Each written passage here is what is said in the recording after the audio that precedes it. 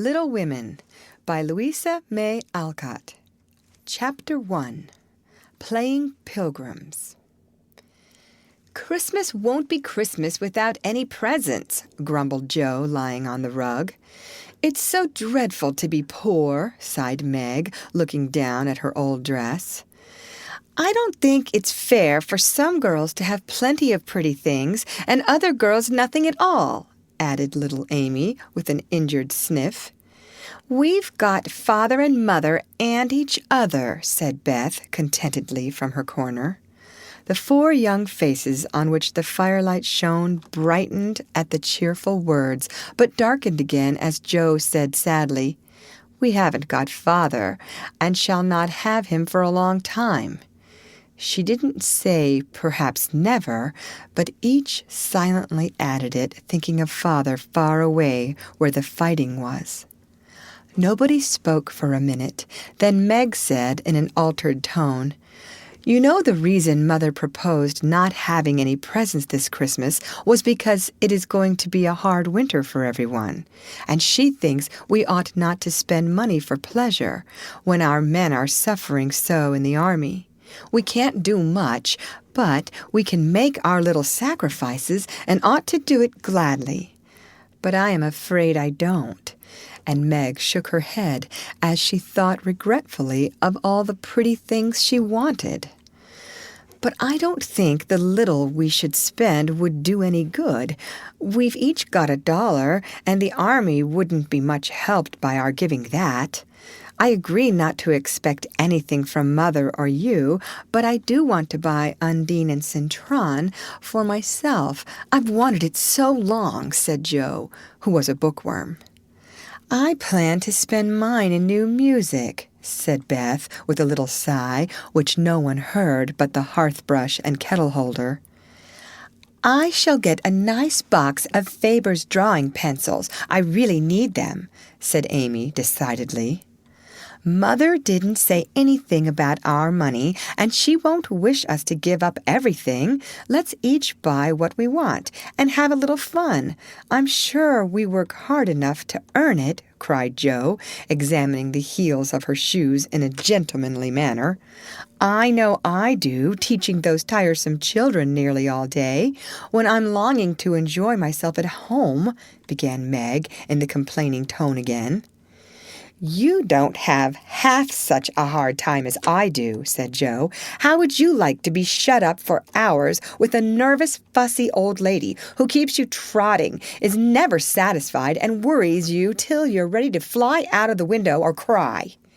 It's naughty to fret, but I do think washing dishes and keeping things tidy is the worst work in the world. It makes me cross, and my hands get so stiff I can't practice well at all." And Beth looked at her rough hands with a sigh that anyone could hear that time. "I don't believe any of you suffer as I do," cried Amy, "for you don't have to go to school with impertinent girls who plague you if you don't know your lessons, and laugh at your dresses, and label your father if he isn't rich, and insult you when your nose isn't nice." "If you mean libel, I'd say so, and not talk about labels as if Papa was a pickle bottle," advised Jo, laughing. "I know what I mean, and you needn't be satirical about it. It's proper to use good words and improve your vocabulary," returned Amy with dignity. "Don't peck at one another, children. Don't you wish we had the money Papa lost when we were little, Jo? Dear me, how happy and good we'd be if we had no worries," said Meg, who could remember better times. "You said the other day you thought we were a deal happier than the King children, for they were fighting and fretting all the time in spite of their money." "So I did, Beth. Well, I think we are, for though we do have to work, we make fun of ourselves and are a pretty jolly set, as Jo would say." "Jo does use such slang words," observed Amy, with a reproving look at the long figure stretched on the rug. Jo immediately sat up, put her hands in her pockets, and began to whistle. "Don't, Jo! It's so boyish." "That's why I do it. I detest rude, unladylike girls." I hate affected niminy-piminy chits." "Birds in their little nests agree," sang Beth, the peacemaker, with such a funny face that both sharp voices softened to a laugh, and the pecking ended for that time. "Really, girls, you are both to be blamed," said Meg, beginning to lecture in her elder sisterly fashion. "You are old enough to leave off boyish tricks and to behave better, Josyphine. It didn't matter so much when you were a little girl, but now you are so tall, and turn up your hair. You should remember that you are a young lady." "I'm not. And if turning up my hair makes me one, I'll wear it in 2 tails till I'm 20, cried Jo, pulling off her net and shaking down a chestnut mane. "I hate to think I've got to grow up and be Miss March and wear long gowns and look as prim as a china aster. It's bad enough to be a girl anyway when I like boys' games and work and manners. I can't get over my disappointment in not being a boy. And it's worse than ever now, for I'm dying to go and fight with Papa. And I can only stay home and knit like a poky old woman." And Jo shook the blue army sock till the needles rattled like castanets, and her ball bounded across the room. "Poor Jo! It's too bad, but it can't be helped. So you must try to be contented with making your name boyish and playing brother to us girls," said Beth, stroking the rough head with a hand that all the dishwashing and dusting in the world could not make ungentle in its touch. "As for you, Amy," continued Meg, "you are altogether too particular and prim. Your airs are funny now, but you'll grow up an affected little goose if you don't take care.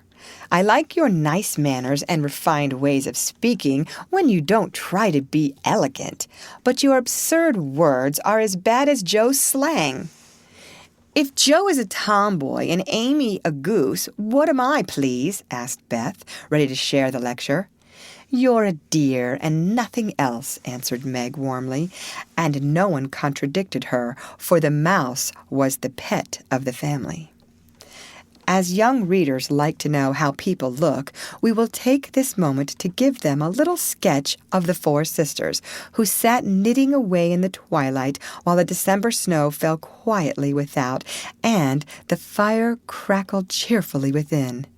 It was a comfortable room, though the carpet was faded and the furniture very plain, for a good picture or 2 hung on the walls, books filled the recesses, chrysanthemums and Christmas roses bloomed in the windows, and a pleasant atmosphere of home peace pervaded it. Margaret, the eldest of the 4, was 16 and very pretty, being plump and fair, with large eyes, plenty of soft brown hair, a sweet mouth, and white hands, of which she was rather vain. 15-year-old Jo was very tall, thin, and brown, and reminded one of a colt, for she never seemed to know what to do with her long limbs, which were very much in her way. She had a decided mouth, a comical nose, and sharp gray eyes which appeared to see everything, and were by turns fierce, funny, or thoughtful. Her long, thick hair was her one beauty, but it was usually bundled into a net to be out of her way. Round shoulders had Jo, big hands and feet, a flyaway look to her clothes, and the uncomfortable appearance of a girl who was rapidly shooting up into a woman and didn't like it. Elizabeth, or Beth, as everyone called her, was a rosy, smooth-haired, bright-eyed girl of 13, with a shy manner, a timid voice, and a peaceful expression, which was seldom disturbed.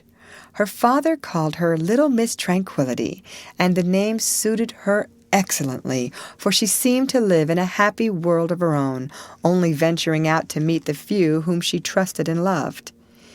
Amy, though the youngest, was a most important person, in her own opinion at least, a regular snow maiden, with blue eyes and yellow hair curling on her shoulders, pale and slender, and always carrying herself like a young lady mindful of her manners. What the characters of the four sisters were, we will leave to be found out. The clock struck 6, and having swept up the hearth, Beth put a pair of slippers down to warm. Somehow the sight of the old shoes had a good effect upon the girls, for Mother was coming, and everyone brightened to welcome her. Meg stopped lecturing and lighted the lamp. Amy got out of the easy-chair without being asked, and Jo forgot how tired she was as she sat up to hold the slippers nearer to the blaze. "They are quite worn out. Marmee must have a new pair." "I thought I'd get her some with my dollar," said Beth. "No, I shall," cried Amy. "I'm the oldest," began Meg, but Jo cut in with a decided, "I'm the man of the family now Papa is away, and I shall provide the slippers, for he told me to take special care of Mother while he was gone." "I'll tell you what we'll do," said Beth. "Let's each get her something for Christmas and not get anything for ourselves." "That's like you, dear. What will we get?" exclaimed Jo. Everyone thought soberly for a minute, then Meg announced, as if the idea was suggested by the sight of her own pretty hands, "I shall give her a nice pair of gloves." "Army shoes, best to be had," cried Jo. "Some handkerchiefs, all hemmed," said Beth. "I'll get a little bottle of cologne. She likes it, and it won't cost much, so I'll have some left to buy my pencils," added Amy. "How will we give the things?" asked Meg. "Put them on the table and bring her in and see her open the bundles. Don't you remember how we used to do it on our birthdays?" answered Jo. "I used to be so frightened when it was my turn to sit in the chair with the crown on and see you all come marching round to give the presents with a kiss. I liked the things and the kisses, but it was dreadful to have you sit looking at me while I opened the bundles," said Beth, who was toasting her face and the bread for tea at the same time. "Let Marmee think we are getting things for ourselves and then surprise her. We must go shopping tomorrow afternoon, Meg."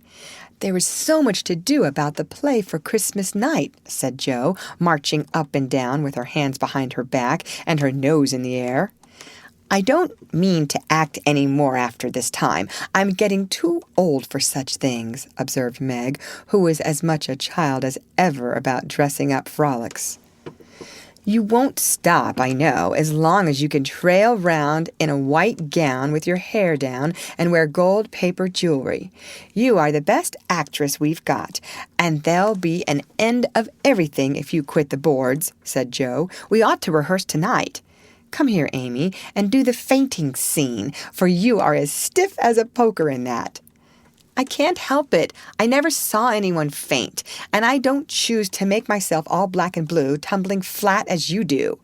If I can go down easily, I'll drop. If I can't, I shall fall into a chair and be graceful." "I don't care if Hugo does come at me with a pistol," returned Amy, who was not gifted with dramatic power, but was chosen because she was small enough to be borne out shrieking by the villain of the piece. "Do it this way. Clasp your hands so, and stagger across the room, crying frantically, 'Rodrigo, save me, save me!'" And away went Jo with a melodramatic scream which was truly thrilling. Amy followed, but she poked her hands out stiffly before her and jerked herself along as if she went by machinery, and her "ow" was more suggestive of pins being run into her than of fear and anguish. Jo gave a despairing groan, and Meg laughed outright, while Beth let her bread burn as she watched the fun with interest. "It's no use. Do the best you can when the time comes, and if the audience laughs, don't blame me. Come on, Meg." Then things went smoothly, for Don Pedro defied the world in a speech of 2 pages without a single break. Hagar the witch chanted an awful incantation over her kettleful of simmering toads with weird effect. Roderigo rent his chains asunder manfully, and Hugo died in agonies of remorse and arsenic with a wild "ha ha ha." "It's the best we've had yet," said Meg, as the dead villain sat up and rubbed his elbows. "I don't see how you can write and act such splendid things, Joe. You're a regular Shakespeare," exclaimed Beth, who firmly believed that her sisters were gifted with wonderful genius in all things. "Not quite," replied Joe modestly. "I do think The Witch's Curse, an operatic tragedy, is rather a nice thing, but I'd like to try Macbeth. If we only had a trapdoor for Banquo, I always wanted to do the killing part." "Is that a dagger that I see before me?" muttered Joe, rolling her eyes and clutching at the air, as she had seen a famous tragedian do. "No, it's the toasting fork with Mother's shoe on it instead of the bread. Beth's stage struck," cried Meg, and the rehearsal ended in a general burst of laughter. "Glad to find you so merry, my girls," said a cheery voice at the door, and actors and audience turned to welcome a tall, motherly lady with a "can I help you" look about her, which was truly delightful. She was not elegantly dressed, but a noble-looking woman, and the girls thought the gray cloak and unfashionable bonnet covered the most splendid mother in the world. "Well, dearies, how have you got on today?"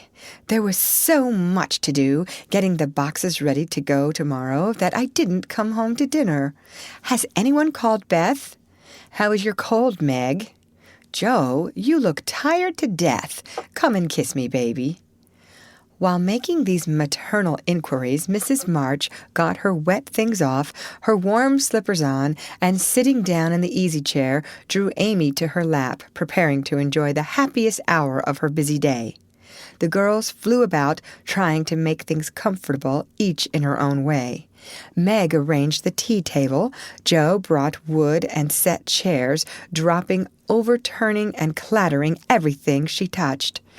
Beth trotted to and fro between parlor and kitchen, quiet and busy, while Amy gave directions to everyone as she sat with her hands folded. As they gathered about the table, Mrs. March said, with a particularly happy face, "I've got a treat for you after supper." A quick, bright smile went round like a streak of sunshine. Beth clapped her hands, regardless of the biscuit she held, and Joe tossed up her napkin, crying, "A letter! A letter! 3 cheers for Father!" Yes, a nice long letter. He is well, and thinks he shall get through the cold season better than we feared. He sends all sorts of loving wishes for Christmas, and an especial message to you girls, said Mrs. March, patting her pocket as if she had got a treasure there. "Hurry and get done. Don't stop to quirk your little finger and simper over your plate, Amy," cried Joe, choking on her tea and dropping her bread butter side down on the carpet in her haste to get at the treat. Beth ate no more, but crept away to sit in her shadowy corner and brood over the delight to come, till the others were ready. I think it was so splendid in Father to go as chaplain when he was too old to be drafted and not strong enough for a soldier, said Meg warmly. Don't I wish I could go as a drummer, a what's its name? Or a nurse, so I could be near him and help him, exclaimed Joe with a groan. It must be very disagreeable to sleep in a tent and eat all sorts of bad-tasting things and drink out of a tin mug, sighed Amy. When will he come home, Marmee? Asked Beth, with a little quiver in her voice. Not for many months, dear, unless he is sick. He will stay and do his work faithfully as long as he can, and we won't ask for him back a minute sooner than he can be spared. Now come and hear the letter. They all drew to the fire, Mother in the big chair, with Beth at her feet, Meg and Amy perched on either arm of the chair, and Joe leaning on the back where no one would see any sign of emotion if the letter should happen to be touching. Very few letters were written in those hard times that were not touching, especially those which fathers sent home. In this one, little was said of the hardships endured, the dangers faced, or the homesickness conquered. It was a cheerful, hopeful letter, full of lively descriptions of camp life, marches, and military news, and only at the end did the writer's heart overflow with fatherly love and longing for the little girls at home. Give them all of my dear love and a kiss. Tell them I think of them by day, pray for them by night, and find my best comfort in their affection at all times. A year seems very long to wait before I see them, but remind them that while we wait, we may all work, so that these hard days need not be wasted. I know they will remember all I said to them, that they will be loving children to you, will do their duty faithfully, fight their bosom enemies bravely, and conquer themselves so beautifully that when I come back to them, I may be fonder and prouder than ever of my little women. Everybody sniffed when they came to that part. Jo wasn't ashamed of the great tear that dropped off the end of her nose, and Amy never minded the rumpling of her curls as she hid her face on her mother's shoulder and sobbed out, "I am a selfish girl. But I'll truly try to be better, so he mayn't be disappointed in me by and by." "We all will," cried Meg. "I think too much of my looks and hate to work, but won't any more if I can help it. I'll try and be what he loves to call me, a little woman, and not be rough and wild, but do my duty here instead of wanting to be somewhere else," said Jo, thinking that keeping her temper at home was a much harder task than facing a rebel or two down south. Beth said nothing, but wiped away her tears with the blue army sock and began to knit with all her might, losing no time in doing the duty that lay nearest her, while she resolved in her quiet little soul to be all that Father hoped to find her when the year brought round the happy coming home. Mrs. March broke the silence that followed Jo's words by saying in her cheery voice, "Do you remember how you used to play Pilgrim's Progress when you were little things? Nothing delighted you more than to have me tie my piece bags on your backs for burdens, give you hats and sticks and rolls of paper, and let you travel through the house from the cellar, which was the city of destruction, up to the housetop, where you had all the lovely things you could collect to make a celestial city. What fun it was, especially going by the lions, fighting Apollyon, and passing through the valley where the hobgoblins were," said Jo. "I liked the place where the bundles fell off and tumbled downstairs," said Meg. "I don't remember much about it except that I was afraid of the cellar and the dark entry, and always liked the cake and milk we had up at the top. If I wasn't too old for such things, I'd rather like to play it over again," said Amy, who began to talk of renouncing childish things at the mature age of 12. "We never are too old for this, my dear, because it is a play we are playing all the time in one way or another. Our burdens are here, our road is before us, and the longing for goodness and happiness is the guide that leads us through many troubles and mistakes to the peace which is a true celestial city. Now, my little pilgrims, suppose you begin again, not in play, but in earnest, and see how far on you can get before Father comes home." "Really, Mother? Where are our bundles?" asked Amy, who was a very literal young lady. "Each of you told what your burden was just now, except Beth. I rather think she hasn't got any," said her mother. "Yes, I have.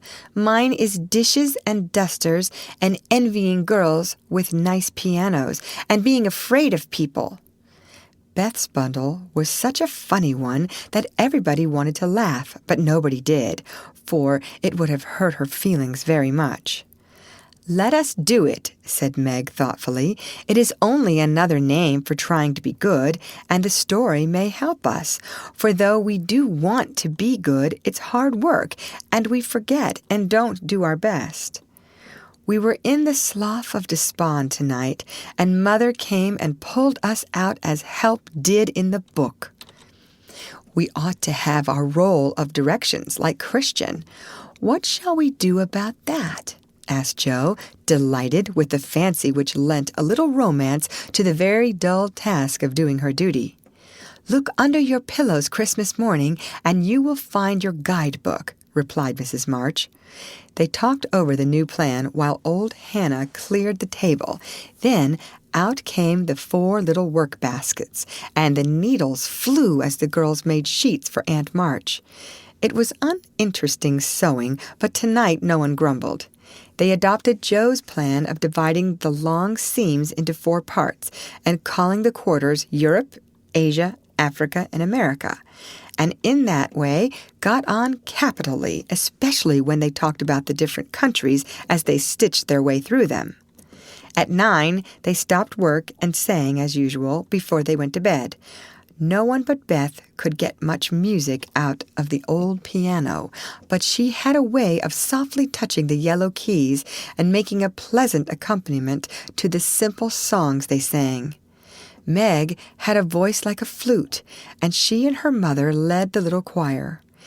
Amy chirped like a cricket, and Jo wandered through the airs at her own sweet will, always coming out at the wrong place with a croak or a quaver that spoiled the most pensive tune. They had always done this from the time they could lisp, "Crinkle, crinkle, little tar." And it had become a household custom, for the mother was a born singer. The first sound in the morning was her voice as she went about the house singing like a lark, and the last sound at night was the same cheery sound, for the girls never grew too old for that familiar lullaby. End of chapter. Read by Lorraine Montgomery for Lit2Go on the web at fcit.usf.edu.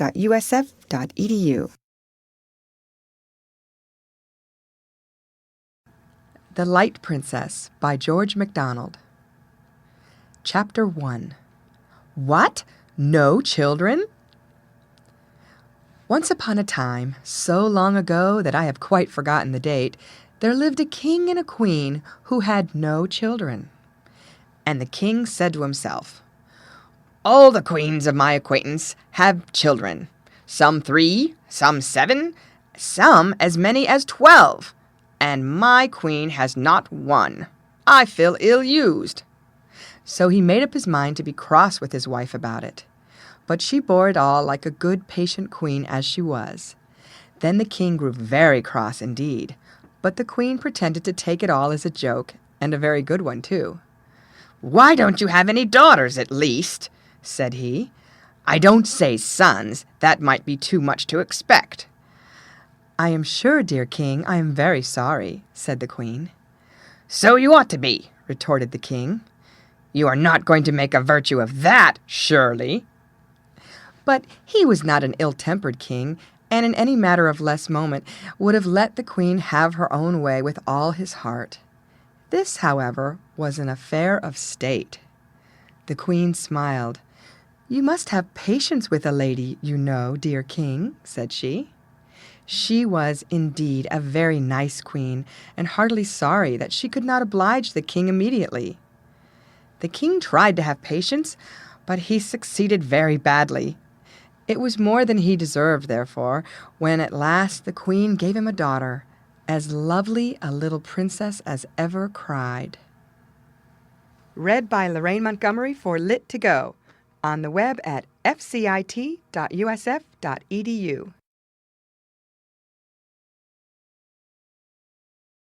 Little Women by Louisa May Alcott. Chapter 6. Beth Finds the Palace Beautiful. The big house did prove a palace beautiful, though it took some time for all to get in, and Beth found it very hard to pass the lions. Old Mr. Lawrence was the biggest one, but after he had called, said something funny or kind to each one of the girls, and talked over old times with their mother, nobody felt much afraid of him except timid Beth. The other lion was the fact that they were poor and Laurie rich, for this made them shy of accepting favors which they could not return. But after a while they found that he considered them the benefactors and could not do enough to show how grateful he was for Mrs. March's motherly welcome, their cheerful society, and the comfort he took in that humble home of theirs. So they soon forgot their pride and interchanged kindnesses without stopping to think which was the greater. All sorts of pleasant things happened about that time, for the new friendship flourished like grass in spring. Everyone liked Laurie, and he privately informed his tutor that the Marches were regularly splendid girls. With the delightful enthusiasm of youth, they took the solitary boy into their midst and made much of him, and he found something very charming in the innocent companionship of these simple-hearted girls. Never having known mother or sisters, he was quick to feel the influences they brought about him, and their busy, lively ways made him ashamed of the indolent life he led. He was tired of books and found people so interesting now that Mr. Brooke was obliged to make very unsatisfactory reports, for Laurie was always playing truant and running over to the Marches. "Never mind. Let him take a holiday and make it up afterward," said the old gentleman. "The good lady next door says he is studying too hard and needs young society, amusement, and exercise. I suspect she is right, and that I've been coddling the fellow as if I'd been his grandmother. Let him do what he likes as long as he is happy. He can't get into mischief in that little nunnery over there, and Mrs. March is doing more for him than we can." What good times they had, to be sure. Such plays and tableaux, such sleigh rides and skating frolics, such pleasant evenings in the old parlor, and now and then such gay little parties at the great house. Meg could walk in the conservatory whenever she liked and revel in bouquets. Jo browsed over the new library voraciously and convulsed the old gentleman with her criticisms. Amy copied pictures and enjoyed beauty to her heart's content, and Laurie played Lord of the Manor in the most delightful style. But Beth, though yearning for the grand piano, could not pluck up courage to go to the mansion of bliss, as Meg called it. She went once with Jo, but the old gentleman, not being aware of her infirmity, stared at her so hard from under his heavy eyebrows, and said, "Hey," so loud that he frightened her so much her feet chattered on the floor. She never told her mother, and she ran away, declaring she would never go there any more, not even for the dear piano. No persuasions or enticements could overcome her fear, till the fact coming to Mr. Lawrence's ear in some mysterious way, he set about mending matters. During one of the brief calls he made, he artfully led the conversation to music, and talked away about great singers whom he had seen, fine organs he had heard, and told such charming anecdotes that Beth found it impossible to stay in her distant corner, but crept nearer and nearer, as if fascinated. At the back of his chair she stopped and stood listening, with her great eyes wide open and her cheeks red with excitement of this unusual performance.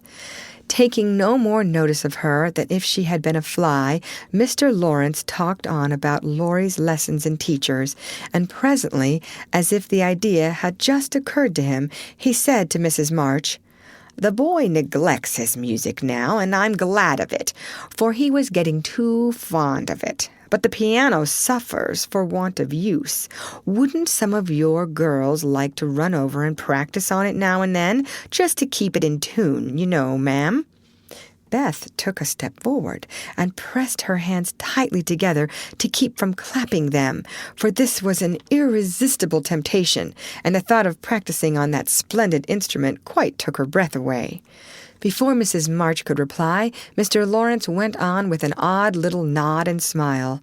"They needn't see or speak to anyone, but run in at any time, for I'm shut up in my study at the other end of the house. Laurie is out a great deal, and the servants are never near the drawing-room after 9 o'clock.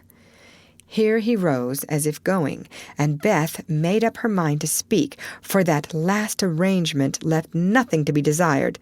"Please, tell the young ladies what I say, and if they don't care to come, why, never mind." Here a little hand slipped into his, and Beth looked up at him with a face full of gratitude, as she said, in her earnest yet timid way, "Oh, sir, they do care, very, very much." "Are you the musical girl?" he asked, without any startling. "Hey!" as he looked down at her very kindly. "I'm Beth. I love it dearly, and I'll come if you are quite sure nobody will hear me and be disturbed," she added, fearing to be rude and trembling at her own boldness as she spoke. "Not a soul, my dear. The house is empty half the day, so come and drum away as much as you like, and I shall be obliged to you." "How kind you are, sir." Beth blushed like a rose under the friendly look he wore, but she was not frightened now, and gave the hand a grateful squeeze because she had no words to thank him for the precious gift he had given her. The old gentleman softly stroked the hair off her forehead, and stooping down he kissed her, saying, in a tone few people ever heard, "I had a little girl once with eyes like these. God bless you, my dear. Good day, madam." And away he went in a great hurry. Beth had a rapture with her mother, and then rushed up to impart the glorious news to her family of invalids, as the girls were not at home. How blithely she sang that evening, and how they all laughed at her because she woke Amy in the night by playing the piano on her face in her sleep. Next day, having seen both the old and young gentlemen out of the house, Beth, after 2 or 3 retreats, fairly got in at the side door and made her way as noiselessly as any mouse to the drawing-room where her idol stood. Quite by accident, of course, some pretty easy music lay on the piano, and with trembling fingers and frequent stops to listen and look about, Beth at last touched the great instrument, and straightway forgot her fear, herself, and everything else but the unspeakable delight which the music gave her, for it was like the voice of a beloved friend. She stayed till Hannah came to take her home to dinner, but she had no appetite, and could only sit and smile upon everyone in a general state of beatitude. After that, the little brown hood slipped through the hedge nearly every day, and the great drawing-room was haunted by a tuneful spirit that came and went unseen. She never knew that Mr. Lawrence opened his study door to hear the old-fashioned airs he liked. She never saw Laurie mount guard in the hall to warn the servants away. She never suspected that the exercise books and new songs which she found in the rack were put there for her especial benefit. And when he talked to her about music at home, she only thought how kind he was to tell things that helped her so much. So she enjoyed herself heartily, and found, what isn't always the case, that her granted wish was all she had hoped. Perhaps it was because she was so grateful for this blessing that a greater was given her. At any rate, she deserved both. "Mother, I'm going to work Mr. Lawrence a pair of slippers. He is so kind to me." "I must thank him, and I don't know any other way. Can I do it?" asked Beth, a few weeks after that eventful call of his.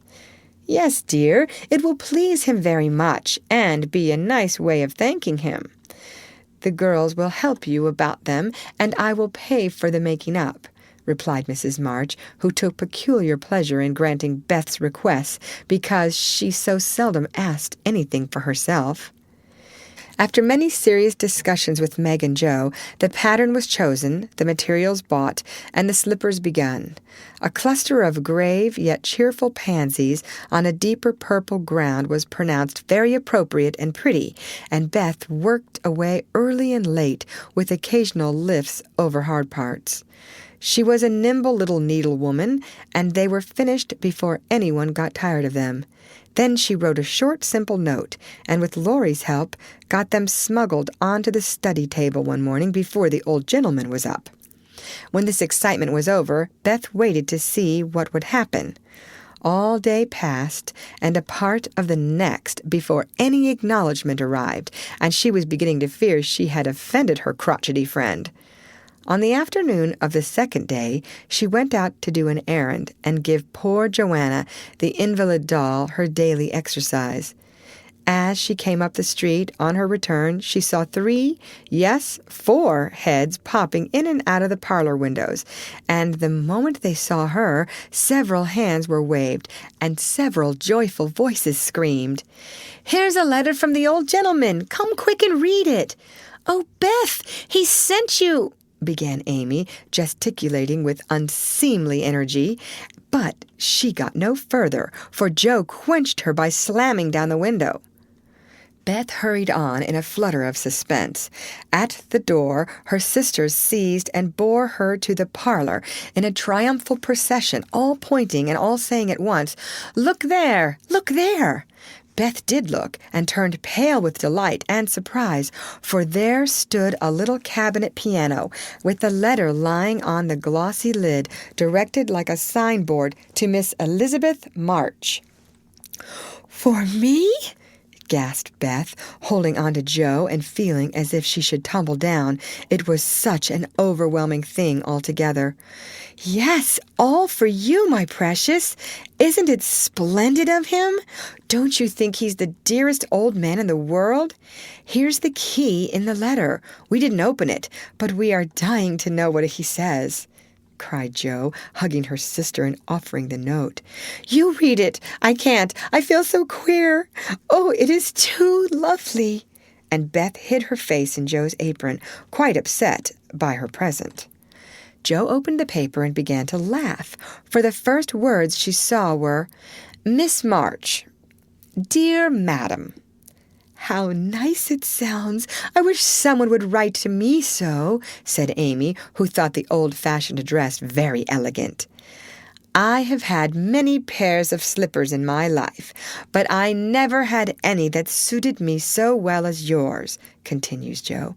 "Heart's ease is my favorite flower, and these will always remind me of the gentle giver. I like to pay my debts, so I know you will allow the old gentleman to send you something which once belonged to the little granddaughter he lost. With hearty thanks and best wishes, I remain your grateful friend and humble servant, James Lawrence." There! Beth, that's an honor to be proud of, I'm sure. Laurie told me how fond Mr. Lawrence used to be of the child who died, and how he kept all her little things carefully. Just think, he's given you her piano. That comes of having big blue eyes and loving music, said Joe, trying to soothe Beth, who trembled and looked more excited than she had ever been before. See the cunning brackets to hold candles, and the nice green silk puckered up with a gold rose in the middle, and the pretty rack and stool all complete, added Meg, opening the instrument and displaying its beauties. Your humble servant, James Lawrence. Only think of his writing that to you. I'll tell the girls. They'll think it's splendid, said Amy, much impressed by the note. Try it, honey. Let's hear the sound of the baby piano, said Hannah, who always took a share in the family joys and sorrows. So Beth tried it, and everyone pronounced it the most remarkable piano ever heard. It had evidently been newly tuned and put in apple pie order, but perfect as it was, I think the real charm lay in the happiest of all happy faces which leaned over it as Beth lovingly touched the beautiful black and white keys and pressed the bright pedals. You'll have to go and thank him, said Joe, by way of a joke, for the idea of the child's really going never entered her head. Yes, I mean to. I guess I'll go now, before I get frightened thinking about it. And, to the utter amazement of the assembled family, Beth walked deliberately down the garden, through the hedge, and in at the Lawrences' door. Well, I wish I may die if it ain't the queerest thing I ever see. The peony has turned her head. She'd never have gone in her right mind, cried Hannah, staring after her while the girls were rendered quite speechless by the miracle. They would have been still more amazed if they had seen what Beth did afterward.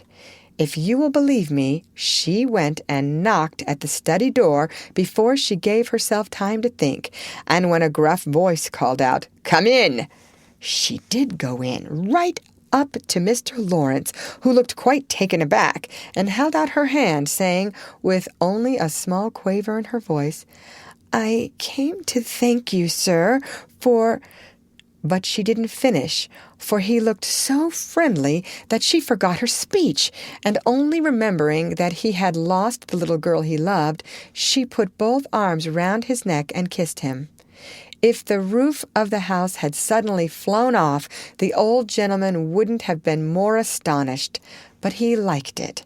Oh dear, yes, he liked it amazingly, and was so touched and pleased by that confiding little kiss that all his crustiness vanished, and he just set her on his knee and laid his wrinkled cheek against her rosy one, feeling as if he had got his own little granddaughter back again. Beth ceased to fear him from that moment, and sat there talking to him as cozily as if she had known him all her life, for love casts out fear, and gratitude can conquer pride. When she went home, he walked with her to her own gate, shook hands cordially, and touched his hat as he marched back again, looking very stately and erect, like a handsome, soldierly old gentleman as he was. When the girls saw that performance, Jo began to dance a jig. By way of expressing her satisfaction, Amy nearly fell out of the window in her surprise, and Meg exclaimed, with uplifted hands, "Well, I do believe the world is coming to an end." End of chapter.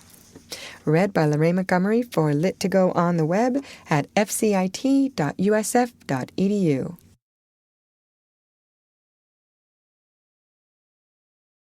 The Little Women by Louisa May Alcott. Chapter 5. Being Neighborly.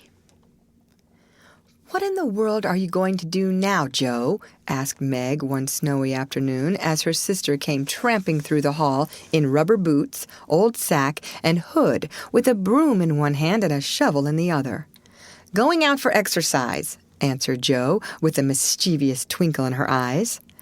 "I should think 2 long walks this morning would have been enough. It's cold and dull out, and I advise you to stay warm and dry by the fire as I do," said Meg with a shiver. "Never take advice. Can't keep still all day, and not being a pussycat, I don't like to doze by the fire. I like adventures, and I'm going to find some." Meg went back to toast her feet and read Ivanhoe, and Jo began to dig paths with great energy. The snow was light, and with her broom she soon swept a path all round the garden for Beth to walk in when the sun came out and the invalid dolls needed air. Now, the garden separated the Marches' house from that of Mr. Lawrence. Both stood in a suburb of the city, which was still country-like, with groves and lawns, large gardens, and quiet streets. A low hedge parted the 2 estates. On one side was an old brown house, looking rather bare and shabby, robbed of the vines that in summer covered its walls and the flowers which then surrounded it.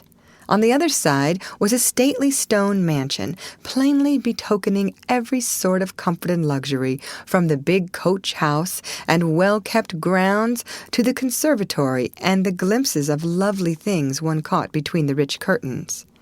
Yet it seemed a lonely, lifeless sort of house, for no children frolicked on the lawn, no motherly face ever smiled at the windows, and few people went in and out, except the old gentleman and his grandson. To Jo's lively fancy, this fine house seemed a kind of enchanted palace, full of splendors and delights which no one enjoyed. She had long wanted to behold these hidden glories, and to know the Lawrence boy, who looked as if he would like to be known, if he only knew how to begin. Since the party, she had been more eager than ever and had planned many ways of making friends with him. But he had not been seen lately, and Jo began to think he had gone away, when she one day spied a brown face at an upper window, looking wistfully down into their garden, where Beth and Amy were snowballing one another. "That boy is suffering for society and fun," she said to herself. "His grandpa does not know what's good for him and keeps him shut up all alone. He needs a party of jolly boys to play with, or somebody young and lively. I've a great mind to go over and tell the old gentleman so." The idea amused Jo, who liked to do daring things and was always scandalizing Meg by her queer performances. The plan of going over was not forgotten, and when the snowy afternoon came, Jo resolved to try what could be done. She saw Mr. Lawrence drive off, and then sallied out to dig her way down the hedge, where she paused and took a survey. All quiet, curtains down at the lower windows, servants out of sight, and nothing human visible but a curly black head leaning on a thin hand at the upper window. "There he is," thought Jo. "Poor boy, all alone and sick this dismal day. It's a shame. I'll toss up a snowball and make him look out, and then say a kind word to him." Up went a handful of soft snow, and the head turned at once, showing a face which lost its listless look in a minute as the big eyes brightened and the mouth began to smile. Jo nodded and laughed, and flourished her broom as she called out, "How do you do? Are you sick?" Laurie opened the window and croaked out as hoarsely as a raven, "Better, thank you. I've had a bad cold, and been shut up a week." "I'm sorry. What do you amuse yourself with?" "Nothing. It's dull as tombs up here." "Don't you read?" "Not much. They won't let me." "Can't somebody read to you?" "Grandpa does sometimes, but my books don't interest him, and I hate to ask Brooke all the time." "Have someone come and see you then." "There isn't anyone I'd like to see. Boys make such a row, and my head is weak." "Isn't there some nice girl who'd read and amuse you? Girls are quiet and like to play nurse." "Don't know any." "You know us," began Jo, then laughed and stopped. "So I do. Will you come, please?" cried Laurie. "I'm not quiet and nice, but I'll come, if Mother will let me. I'll go ask her. Shut the window like a good boy and wait till I come." With that, Jo shouldered her broom and marched into the house, wondering what they would all say to her. Laurie was in a flutter of excitement at the idea of having company, and flew about to get ready, for, as Mrs. March said, he was a little gentleman, and did honor to the coming guest by brushing his curly pate, putting on a fresh color, and trying to tidy up the room, which, in spite of half a dozen servants, was anything but neat. Presently there came a loud ring, then a decided voice asking for Mr. Laurie, and a surprised-looking servant came running up to announce a young lady. "All right, show her up. It's Miss Jo," said Laurie, going to the door of his little parlor to meet Jo, who appeared looking rosy and quite at her ease, with a covered dish in one hand and Beth's 3 kittens in the other. "Here I am, bag and baggage," she said briskly. "Mother sent her love, and was glad if I could do anything for you. Meg wanted me to bring some of her blancmange. She makes it very nicely, and Beth thought her cats would be comforting. I knew you'd laugh at them, but I couldn't refuse. She was so anxious to do something." It so happened that Beth's funny loan was just the thing, for in laughing over the kits, Laurie forgot his bashfulness and grew sociable at once. "That looks too pretty to eat," he said, smiling with pleasure as Jo uncovered the dish and showed the blancmange surrounded by a garland of green leaves and the scarlet flowers of Amy's pet geranium. "It isn't anything, only they all felt kindly and wanted to show it. Tell the girl to put it away for your tea. It's so simple you can eat it, and being soft, it will slip down without hurting your sore throat. What a cozy room this is." It might be if it was kept nice, but the maids are lazy, and I don't know how to make them mind. It worries me, though. I'll write it up in 2 minutes, for it only needs to have the hearth brushed. So, and the things made straight on the mantelpiece, so, and the books put here, and the bottles there, and your sofa turned from the light, and the pillows plumped up a bit. Now then, you're fixed. And so he was, for as she laughed and talked, Jo had whisked things into place and given quite a different air to the room. Laurie watched her in respectful silence, and when she beckoned him to his sofa, he sat down with a sigh of satisfaction, saying gratefully, "How kind you are! Yes, that's what it wanted. Now, please, take the big chair and let me do something to amuse my company." "No, I came to amuse you. Shall I read aloud?" And Jo looked affectionately toward some inviting books nearby. "Thank you. I've read all those, and if you don't mind, I'd rather talk," answered Laurie. "Not a bit. I'll talk all day if you'll only set me going. Beth says I never know when to stop." "Is Beth the rosy one who stays at home a good deal and sometimes goes out with a little basket?" asked Laurie with interest. "Yes, that's Beth. She's my girl, and a regular good one she is, too. The pretty one is Meg, and the curly-haired one is Amy, I believe." "How did you find that out?" Laurie colored up, but answered frankly, "Why, you see, I often hear you calling to one another, and when I'm alone up here, I can't help looking over at your house. You always seem to be having such good times.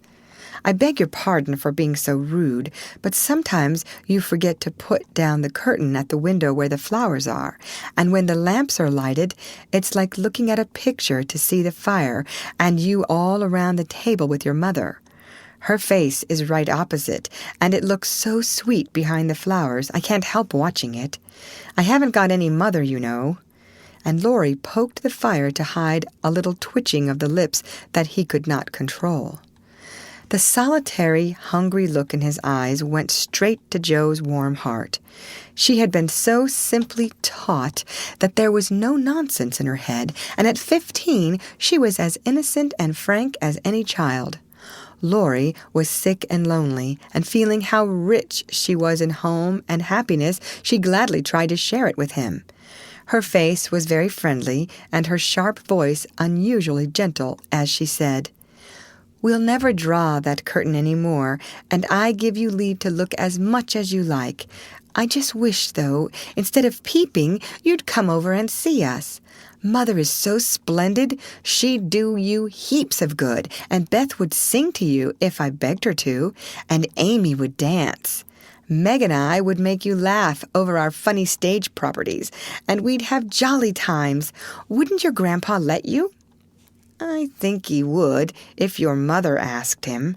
He's very kind, though he does not look so, and he lets me do what I like pretty much, only he's afraid I might be a bother to strangers," began Laurie, brightening more and more. "We are not strangers, we are neighbors, and you needn't think you'd be a bother. We want to know you, and I've been trying to do it this ever so long. We haven't been here a great while, you know, but we have got acquainted with all our neighbors but you. You see, Grandpa lives among his books and doesn't mind much what happens outside. Mr. Brooke, my tutor, doesn't stay here, you know, and I have no one to go about with me, so I just stop at home and get on as I can." "That's bad. You ought to make an effort and go visiting everywhere you are asked. Then you'll have plenty of friends and pleasant places to go to.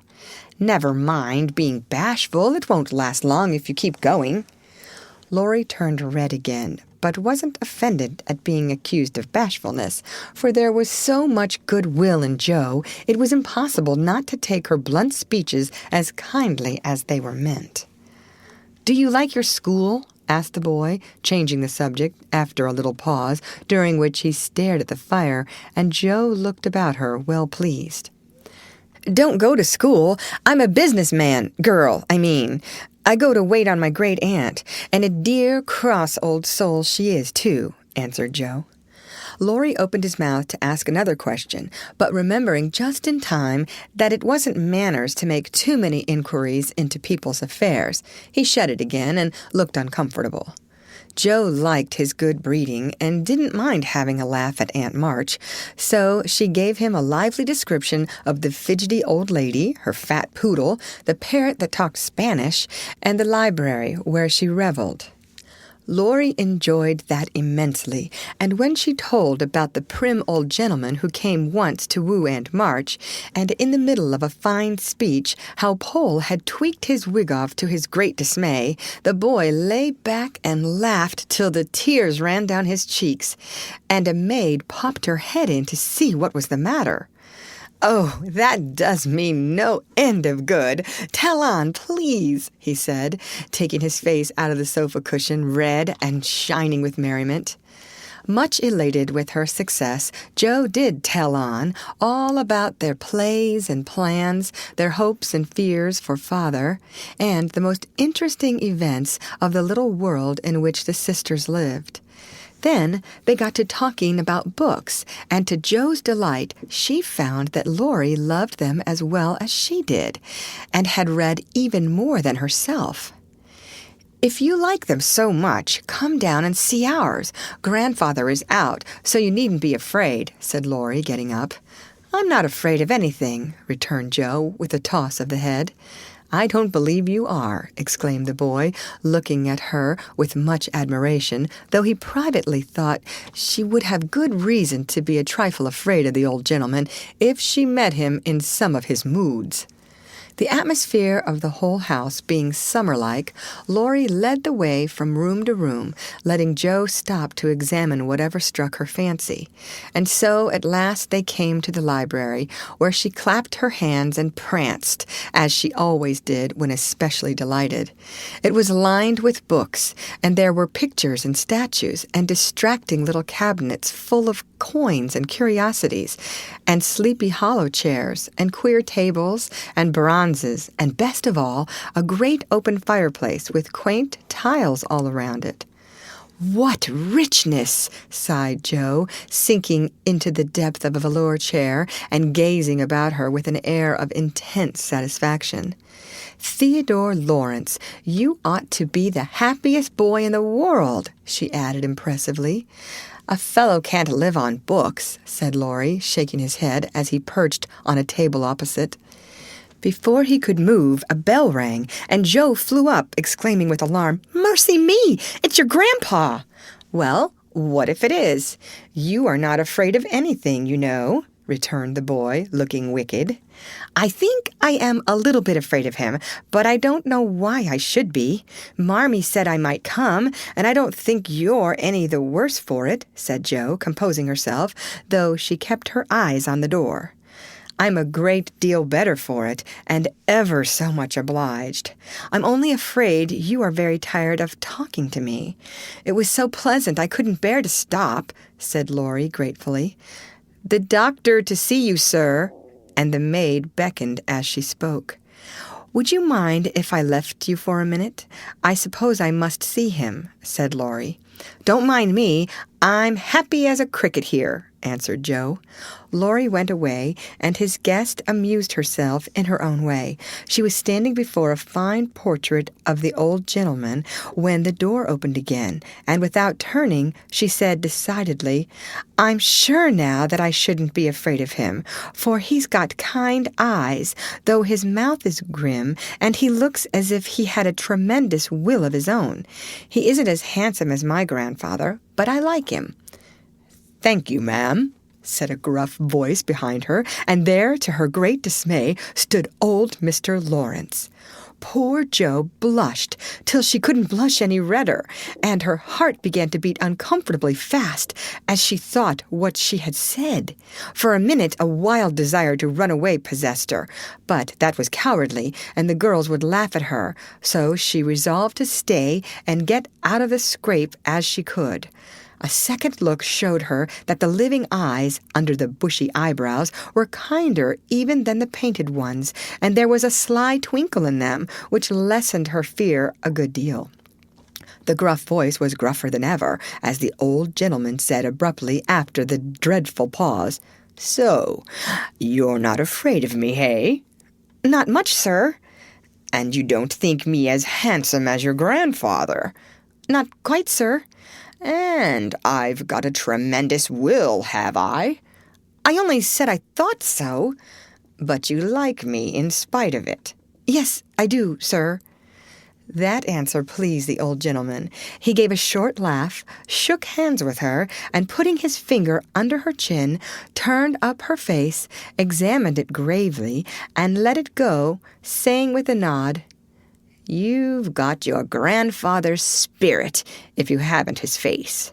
He was a fine man, my dear, but what is better, he was a brave and an honest one, and I was proud to be his friend." "Thank you, sir." And Jo was quite comfortable after that, for it suited her exactly. "What have you been doing to this boy of mine, hey?" was the next question, sharply put. "Only trying to be neighborly, sir." And Jo told how her visit came about. "You think he needs cheering up a bit, do you?" "Yes, sir. He seems a little lonely, and young folks would do him good, perhaps. We are only girls, but we should be glad to help if we could, for we don't forget the splendid Christmas present you sent us," said Jo eagerly. "Tut, tut, tut. That was the boy's affair. How is the poor woman?" "Doing nicely, sir."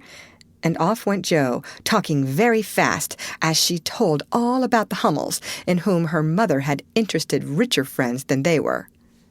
"Just her father's way of doing good. I shall come and see your mother some fine day. Tell her so. There's the tea bell. We have it early on the boy's account. Come down and go on being neighborly." "If you'd like to have me, sir." "Shouldn't ask you if I didn't." And Mr. Lawrence offered her his arm with old-fashioned courtesy. What would Meg say to this, thought Jo, as she was marched away, while her eyes danced with fun as she imagined herself telling the story at home. "Hey, why, what the dickens has come to the fellow?" said the old gentleman, as Laurie came running downstairs and brought up with a start of surprise at the astounding sight of Jo arm in arm with his redoubtable grandfather.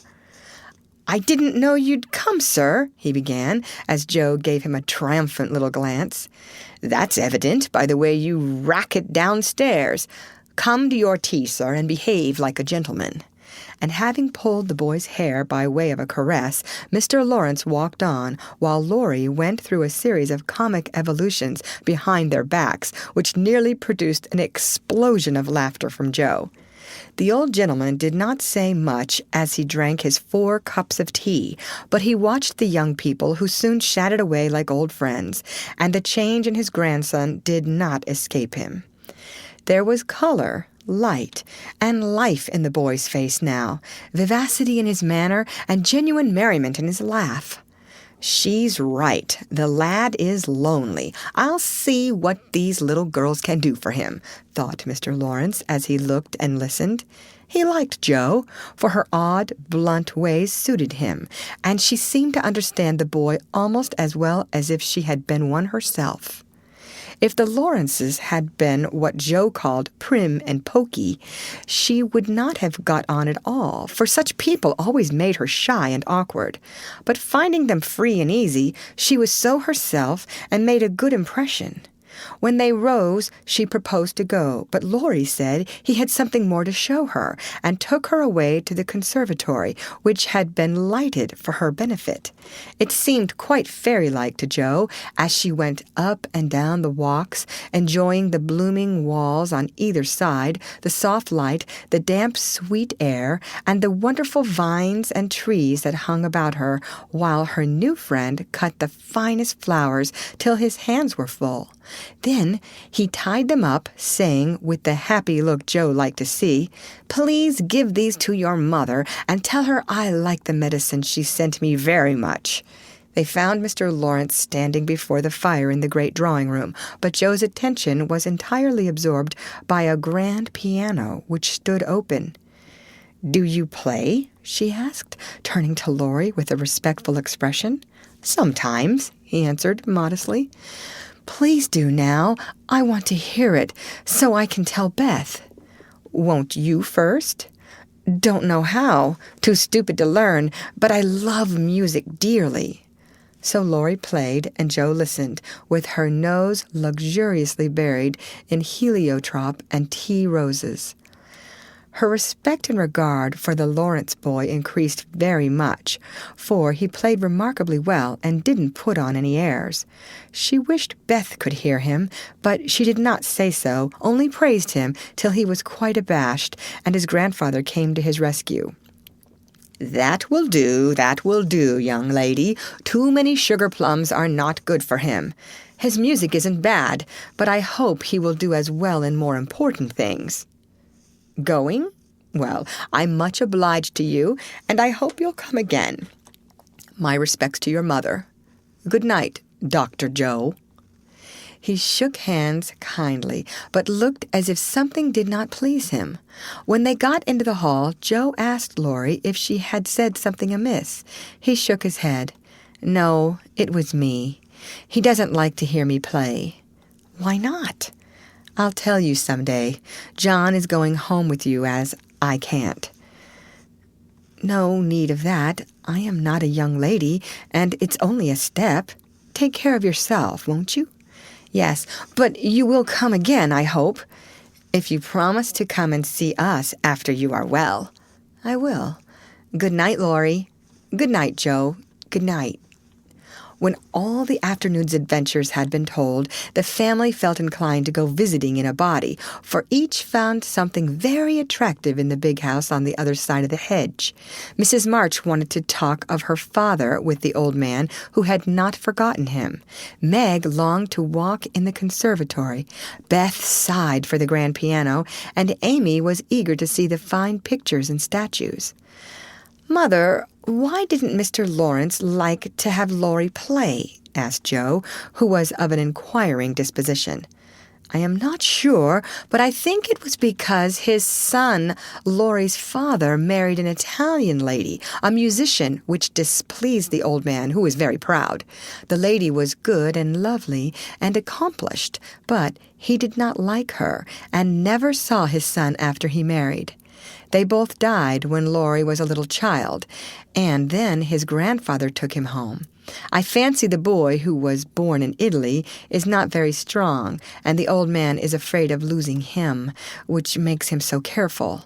Laurie comes naturally by his love of music, for he is like his mother, and I dare say his grandfather fears that he may want to be a musician. At any rate, his skill reminds him of the woman he did not like, and so he glowered, as Jo said." "Dear me, how romantic!" exclaimed Meg. "How silly!" said Jo. "Let him be a musician if he wants to, and not plague his life out sending him to college when he hates to go." "That's why he has such handsome black eyes and pretty manners, I suppose. Italians are always nice," said Meg, who was a little sentimental. "What do you know about his eyes and his manners? You never spoke to him hardly," cried Jo, who was not sentimental. "I saw him at the party, and what you tell shows that he knows how to behave. That was a nice little speech about the medicine Mother sent him." "He meant the blancmange, I suppose." "How stupid you are, child! He meant you, of course." "Did he?" And Jo opened her eyes as if it had never occurred to her before. "I never saw such a girl. You don't know a compliment when you get it," said Meg, with the air of a young lady who knew all about the matter. "I think they are great nonsense, and I'll thank you not to be silly and spoil my fun. Laurie's a nice boy, and I like him, and I won't have any sentimental stuff about compliments and such rubbish. We'll all be good to him because he hasn't got any mother, and he may come over and see us, mayn't he, Marmee?"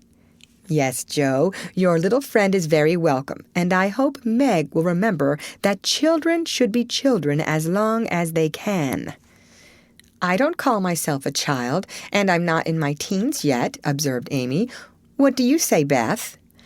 I was thinking about our Pilgrim's Progress, answered Beth, who had not heard a word.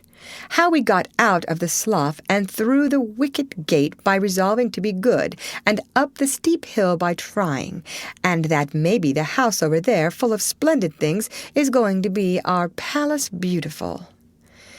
We have got to get by the lions first, said Jo, as if she rather liked the prospect. End of chapter. Read by Lorraine Montgomery for Lit to Go on the web at fcit.usf.edu.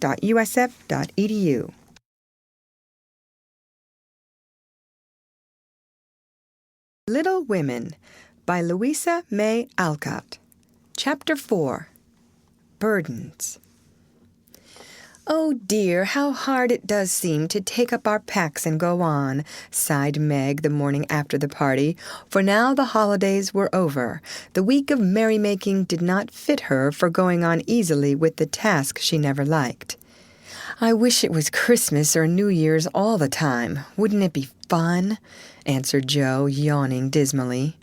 "We shouldn't enjoy ourselves half so much as we do now, but it does seem so nice to have little suppers and bouquets and go to parties and drive home and read and rest and not work. It's like other people, you know, and I always envy girls who do such things. I'm so fond of luxury," said Meg, trying to decide which of two shabby gowns was the least shabby. "Well, we can't have it, so don't let us grumble, but shoulder our bundles and trudge along as cheerfully as Marmee does. I'm sure Aunt March is a regular old man of the sea to me, but I suppose when I've learned to carry her without complaining, she will tumble off or get so light that I shan't mind her." This idea tickled Jo's fancy and put her in good spirits, but Meg didn't brighten, for her burden, consisting of 4 spoiled children, seemed heavier than ever. She had not heart enough even to make herself pretty as usual by putting on a blue neck ribbon and dressing her hair in the most becoming way. "Where's the use of looking nice when no one sees me but those cross midgets, and no one cares whether I'm pretty or not?" she muttered, shutting her drawer with a jerk. "I shall have to toil and moil all my days, with only little bits of fun now and then, and get old and ugly and sour because I'm poor and can't enjoy my life as other girls do. It's a shame." So Meg went down, wearing an injured look, and wasn't at all agreeable at breakfast time. Everyone seemed rather out of sorts and inclined to croak. Beth had a headache and lay on the sofa, trying to comfort herself with the cat and 3 kittens. Amy was fretting because her lessons were not learned, and she couldn't find her rubbers. Jo would whistle and make a great racket getting ready. Mrs. March was very busy trying to finish a letter, which must go at once, and Hannah had the grumps, for being up late didn't suit her. "There never was such a cross family," cried Jo, losing her temper when she had upset an inkstand, broken both boot-lacings, and sat down upon her hat. "You're the crossest person in it," returned Amy, washing out the sum that was all wrong with the tears that had fallen on her slate. "Beth, if you don't keep those horrid cats down cellar, I'll have them drowned," exclaimed Meg angrily as she tried to get rid of the kitten, which had scrambled up her back and stuck like a bird just out of reach. Jo laughed, Meg scolded, Beth implored, and Amy wailed because she couldn't remember how much 9 times 12 was. Girls, do be quiet 1 minute. I must get this off by the early mail, and you drive me distracted with your worry," cried Mrs. March, crossing out the 3rd spoiled sentence in her letter. There was a momentary lull, broken by Hannah, who stalked in, laid 2 hot turnovers on the table, and stalked out again. These turnovers were an institution, and the girls called them muffs, for they had no others and found the hot pies very comforting to their hands on cold mornings. Hannah never forgot to make them, no matter how busy or grumpy she might be, for the walk was long and bleak. The poor things got no other lunch and were seldom home before 2. Cuddle your cats and get over your headache, Bethy. Goodbye, Marmee. We are a set of rascals this morning, but we'll come home regular angels. Now then, Meg." And Joe tramped away, feeling that the Pilgrims were not setting out as they ought to do. They always looked back before turning the corner, for their mother was always at the window to nod and smile and wave her hand to them. Somehow it seemed as if they couldn't have got through the day without that, for whatever their mood might be, the last glimpse of that motherly face was sure to affect them like sunshine. If Marmee shook her fist instead of kissing her hand to us, it would serve us right, for more ungrateful wretches than we are were never seen, cried Joe, taking a remorseful satisfaction in the snowy walk and bitter wind. "Don't use such dreadful expressions," replied Meg, from the depths of the veil in which she had shrouded herself like a nun sick of the world. "I like good, strong words that mean something," replied Joe, catching her hat as it took a leap off her head, preparatory to flying away altogether. "Call yourself any names you like, but I am neither a rascal nor a wretch, and I don't choose to be called so. You're a blighted being, and decidedly cross today because you can't sit in the lap of luxury all the time. Poor dear, just wait till I make my fortune, and you shall revel in carriages and ice cream and high-heeled slippers and posies and red-headed boys to dance with." "How ridiculous you are, Joe!" But Meg laughed at the nonsense and felt better in spite of herself. "Lucky for you I am, for if I put on crushed airs and tried to be dismal as you do, we should be in a nice state. Thank goodness, I can always find something funny to keep me up. Don't croak any more, but come home jolly, there's a dear." Joe gave her sister an encouraging pat on the shoulder as they parted for the day, each going a different way, each hugging her little warm turnover, and each trying to be cheerful in spite of wintry weather, hard work, and the unsatisfied desires of pleasure-loving youth. When Mr. March lost his property in trying to help an unfortunate friend, the two oldest girls begged to be allowed to do something toward their own support at least. Believing that they could not begin too early to cultivate energy, industry, and independence, their parents consented, and both fell to work with the hearty goodwill which, in spite of all obstacles, is sure to succeed at last. Margaret found a place as nursery governess and felt rich with her small salary. As she said, she was fond of luxury, and her chief trouble was poverty. She found it harder to bear than the others because she could remember a time when home was beautiful, life full of ease and pleasure, and want of any kind unknown. She tried not to be envious or discontented, but it was very natural that the young girls should long for pretty things, gay friends, accomplishments, and a happy life. At the King's, she daily saw all she wanted, for the children's older sisters were just out, and Meg caught frequent glimpses of dainty ball dresses and bouquets, heard lively gossip about theaters, concerts, sleighing parties, and merrymakings of all kinds, and saw money lavished on trifles, which would have been so precious to her. Poor Meg seldom complained. But a sense of injustice made her feel bitter toward everyone sometimes, for she had not yet learned to know how rich she was in the blessings which alone can make life happy. Joe happened to suit Aunt March, who was lame and needed an active person to wait upon her. The childless old lady had offered to adopt one of the girls when the troubles came, and was much offended because her offer was declined. Other friends told the Marches that they had lost all chance of being remembered in the rich old lady's will, but the unworldly Marches only said, "We can't give up our girls for a dozen fortunes.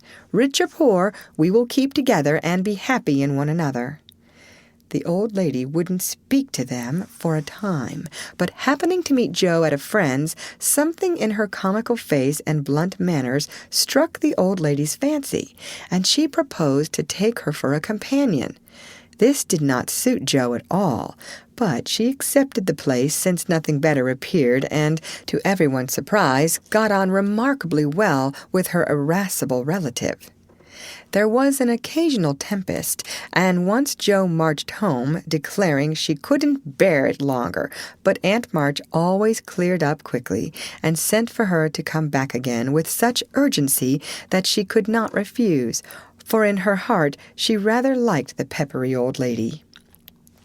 I suspect that the real attraction was a large library of fine books, which was left to dust and spiders since Uncle March died. Jo remembered the kind old gentleman who used to let her build railroads and bridges with his big dictionaries, tell her stories about queer pictures in his Latin books, and buy her cards of gingerbread whenever he met her in the street. The dim, dusty room, with the busts staring down from the tall bookcases, the cozy chairs, the globes, and best of all, the wilderness of books in which she could wander where she liked, made the library a region of bliss to her. The moment Aunt March took her nap or was busy with company, Jo hurried to this quiet place and, curling herself up in the easy-chair, devoured poetry, romance, history, travels, and pictures like a regular bookworm. But, like all happiness, it did not last long, for as sure as she had just reached the heart of the story, the sweetest verse of a song, or the most perilous adventure of her traveler, a shrill voice called, "Josyphine! Josyphine!" And she had to leave her paradise to wind yarn, wash the poodle, or read Belsham's essays by the hour together. Jo's ambition was to do something very splendid. What it was, she had no idea as yet, but left it for time to tell her, and meanwhile found her greatest affliction in the fact that she couldn't read, run, and ride as much as she liked.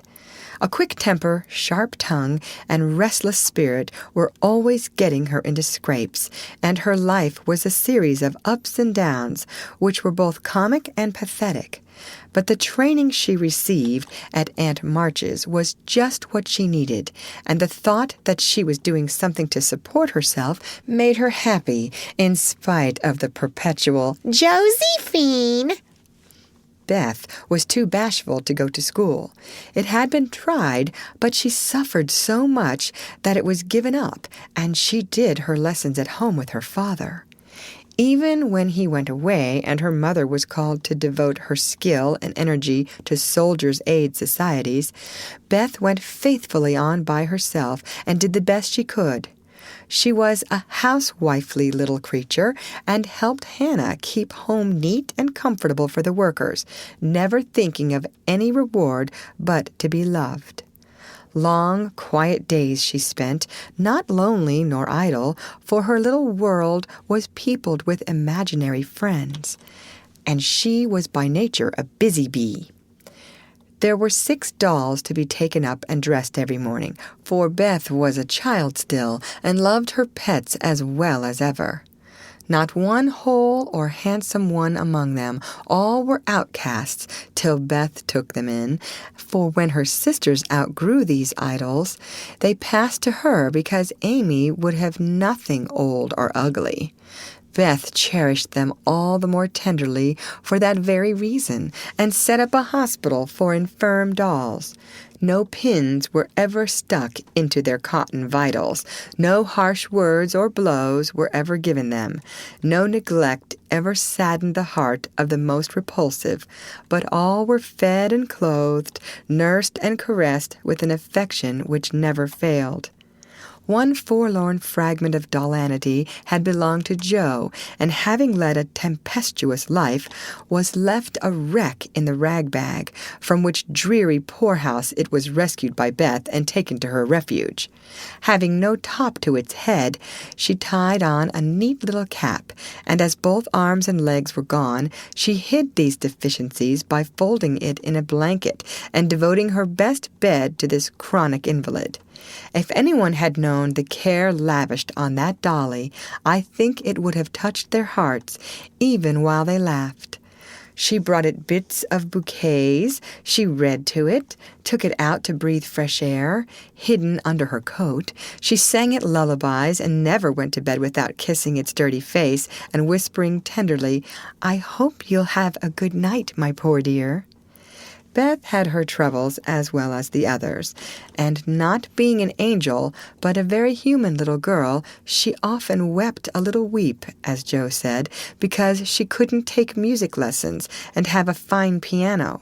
She loved music so dearly, tried so hard to learn, and practiced away so patiently at the jingling old instrument that it did seem as if someone, not to hint Aunt March, ought to help her. Nobody did, however, and nobody saw Beth wipe the tears off the yellow keys that wouldn't keep in tune when she was all alone. She sang like a little lark about her work, never was too tired for Marmee and the girls, and day after day said hopefully to herself, "I know I'll get my music sometime if I'm good." There are many Beths in the world, shy and quiet, sitting in corners till needed, and living for others, so cheerfully that no one sees the sacrifices till the little cricket on the hearth stops chirping, and the sweet sunshiny presence vanishes, leaving silence and shadow behind. If anybody had asked Amy what the greatest trial of her life was, she would have answered at once, "My nose." When she was a baby, Jo had accidentally dropped her into the coal hod, and Amy insisted that the fall had ruined her nose forever. It was not big nor red like poor Petria's. It was only rather flat, and all the pinching in the world could not give it an aristocratic point. No one minded it but herself, and it was doing its best to grow, but Amy felt deeply the want of a Grecian nose, and drew whole sheets of handsome ones to console herself. Little Raphael, as her sisters called her, had a decided talent for drawing, and was never so happy as when copying flowers, designing fairies, or illustrating stories with queer specimens of art. Her teachers complained that instead of doing her sums, she covered her slate with animals. The blank pages of her atlas were used to copy maps on, and caricatures of the most ludicrous description came fluttering out of all her books at unlucky moments. She got through her lessons as well as she could, and managed to escape reprimands by being a model of deportment. She was a great favorite with her mates, being good-tempered and possessing the happy art of pleasing without effort. Her little airs and graces were much admired, so were her accomplishments, for besides her drawing, she could play 12 tunes, crochet, and read French without mispronouncing more than 2/3 of the words. She had a plaintive way of saying, "When Papa was rich, we did so-and-so," which was very touching, and her long words were considered perfectly elegant by the girls. Amy was in a fair way to be spoiled, for everyone petted her, and her small vanities and selfishnesses were growing nicely. One thing, however, rather quenched the vanities. She had to wear her cousin's clothes. Now, Florence's mamma hadn't a particular of taste, and Amy suffered deeply at having to wear a red instead of a blue bonnet, unbecoming gowns, and fussy aprons that did not fit. Everything was good, well made, and little worn, but Amy's artistic eyes were much afflicted, especially this winter, when her school dress was a dull purple with yellow dots and no trimming. "My only comfort," she said to Meg, with tears in her eyes, "is that Mother doesn't take tucks in my dresses whenever I'm naughty." as Maria Park's mother does. My dear, it's really dreadful, for sometimes she is so bad her frock is up to her knees, and she can't come to school. When I think of this degradation, I figure, sir, I can bear even my flat nose and purple gown with yellow skyrockets on it. Meg was Amy's confidant and monitor, and by some strange attraction of opposites, Jo was gentle Beth's. To Jo alone did the shy child tell her thoughts, and over her big harum-scarum sister Beth unconsciously exercised more influence than anyone in the family. The two older girls were a great deal to one another, but each took one of the younger sisters into her keeping and watched over her in her own way, playing mother, they called it, and put their sisters in the places of discarded dolls with the maternal instinct of Little Women. Has anybody got anything to tell? It's been such a dismal day, I'm really dying for some amusement, said Meg as they sat sewing together that evening. I had a queer time with Aunt today, and as I got the best of it, I'll tell you about it, began Jo, who dearly loved to tell stories. I was reading that everlasting Belsham and droning away, as I always do, for Aunt soon drops off, and then I take out some nice book and read like fury till she wakes up. I actually made myself sleepy, and before she began to nod, I gave such a gape that she asked me what I meant by opening my mouth wide enough to take the whole book in at once. I wish I could and be done with it, said I, trying not to be saucy. Then she gave me a long lecture on my sins and told me to sit and think them over while she just lost herself for a moment. She never finds herself very soon, so the minute her cap began to bob like a top-heavy dahlia, I whipped the Vicar of Wakefield out of my pocket and read away, with one eye on him and one on Aunt. I'd just got to where they all tumbled into the water when I forgot and laughed out loud. Aunt woke up and, being more good-natured after her nap, told me to read a bit and show what frivolous work I preferred to the worthy and instructive Belsham. I did my very best, and she liked it, though she only said, "I don't understand what it's all about. Go back and begin it, child." Back I went, and made the primroses as interesting as ever I could. Once I was wicked enough to stop in a thrilling place and say meekly, "I'm afraid it tires you, ma'am. Shan't I stop now?" She caught up her knitting, which had dropped out of her hands, gave me a sharp look through her specs, and said, in her short way, "Finish the chapter, and don't be impertinent, miss." "Did she own she liked it?" asked Meg. "Oh, bless you, no. But she let old Belsham rest, and when I ran back after my gloves this afternoon, there she was, so hard at the vicar that she didn't hear me laugh as I danced a jig in the hall because of the good time coming. What a pleasant life she might have if only she chose. I don't envy her much, in spite of her money, for after all, rich people have about as many worries as poor ones, I think," added Jo. "That reminds me," said Meg, "that I've got something to tell. It isn't funny, like Jo's story, but I thought about it a good deal as I came home. At the King's today, I found everybody in a flurry, and one of the children said that her oldest brother had done something dreadful, and Papa had sent him away. I heard Mrs. King crying and Mr. King talking very loud, and Grace and Ellen turned away their faces when they passed me, so I shouldn't see how red and swollen their eyes were.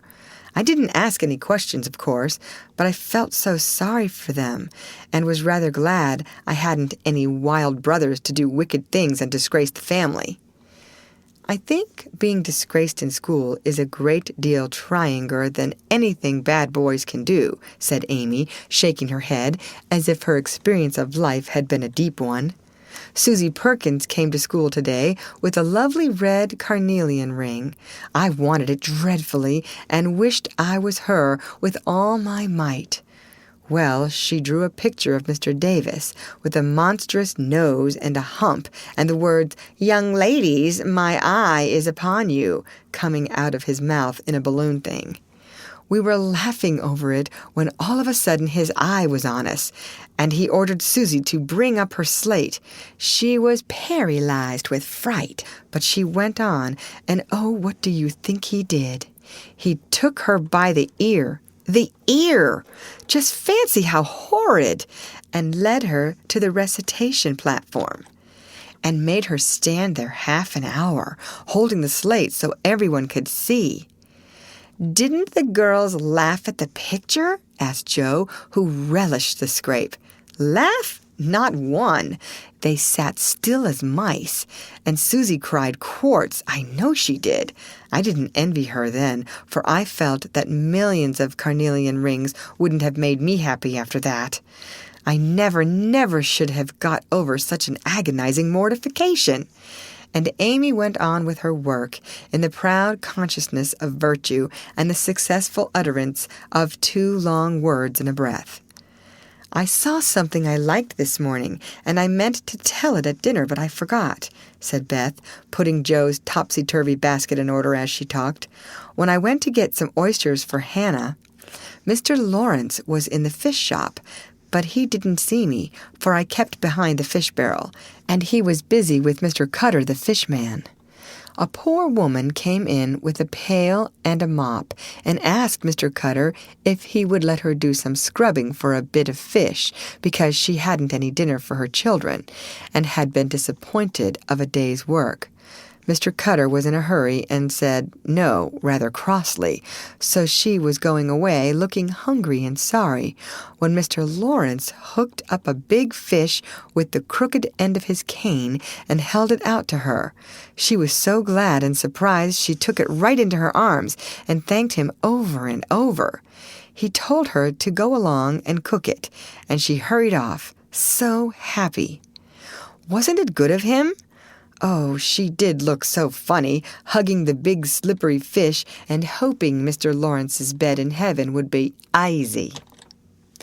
When they had laughed at Beth's story, they asked their mother for one, and after a moment's thought, she said soberly, "As I sat cutting out blue flannel jackets today at the Rooms, I felt very anxious about Father, and thought how lonely and helpless he should be if anything happened to him. It was not a wise thing to do, but I kept on worrying till an old man came in with an order for some clothes. He sat down near me, and I began to talk to him, for he looked poor and tired and anxious. 'Have you sons in the army?' I asked, for the note he brought was not to me. 'Yes, ma'am, I had 4, but 2 were killed, 1 is a prisoner. And I'm going to the other, who is very sick in a Washington hospital,' he answered quietly. 'You have done a great deal for your country, sir,' I said, feeling respect now instead of pity. 'Not a mite more than I ought, ma'am. I'd go myself if I was any use. As I ain't, I give my boys and give 'em free.' He spoke so cheerfully, looked so sincere, and seemed so glad to give his all that I was ashamed of myself. I'd given 1 man and thought it too much, while he gave 4 without grudging them. I had all my girls to comfort me at home, and his last son was waiting miles away to say good-bye to him, perhaps. I felt so rich, so happy thinking of my blessings, that I made him a nice bundle, gave him some money, and thanked him heartily for the lesson he had taught me. 'Tell another story, Mother, one with a moral to it, like this.' I like to think about them afterward, if they are real and not too preachy," said Jo after a minute's silence. Mrs. March smiled and began at once, for she had told stories to this little audience for many years and knew how to please them.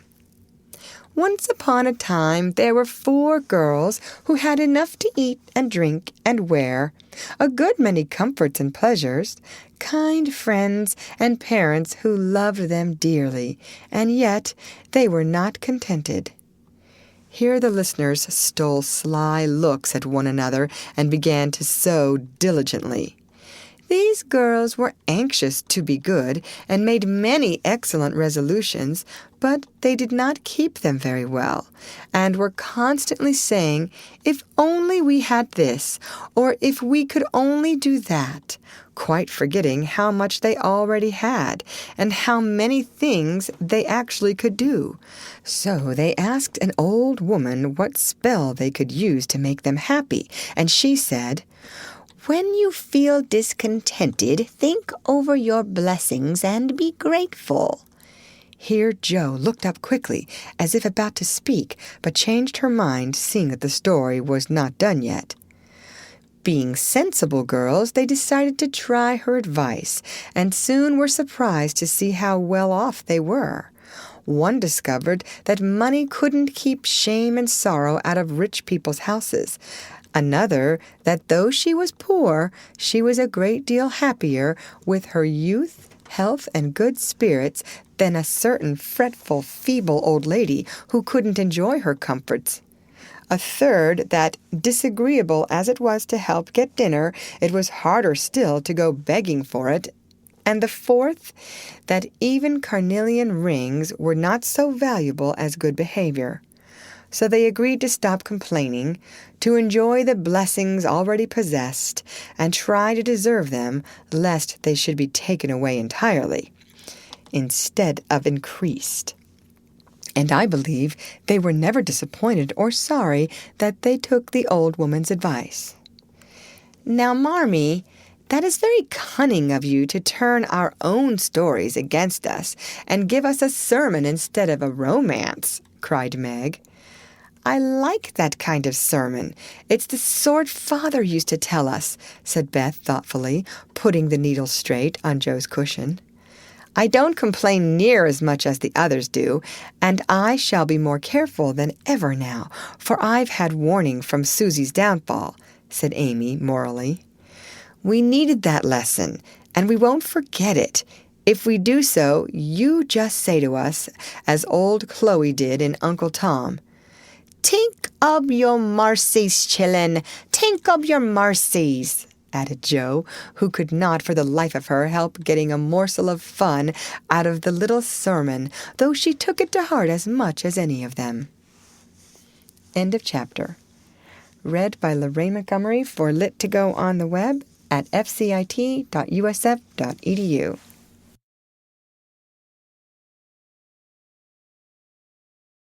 Little Women by Louisa May Alcott. Chapter 3. The Lawrence Boy. "Jo! Jo, where are you?" cried Meg at the foot of the garret stairs. "Here," answered a husky voice from above, and running up, Meg found her sister eating apples and crying over the heir of Redcliffe, wrapped up in a comforter on an old three-legged sofa by the sunny window. This was Jo's favorite refuge, and here she loved to retire with half a dozen russets and a nice book to enjoy the quiet and the society of a pet rat who lived nearby and didn't mind her a particle. As Meg appeared, Scrabble whisked into his hole. Jo shook the tears off her cheeks and waited to hear the news. "Such fun! Only see! A regular note of invitation from Mrs. Gardiner for tomorrow night," cried Meg, waving the precious paper and then proceeding to read it with girlish delight. "Mrs. Gardiner would be happy to see Miss March and Miss Josyphine at a little dance on New Year's Eve. Marmee is willing we should go. Now what shall we wear?"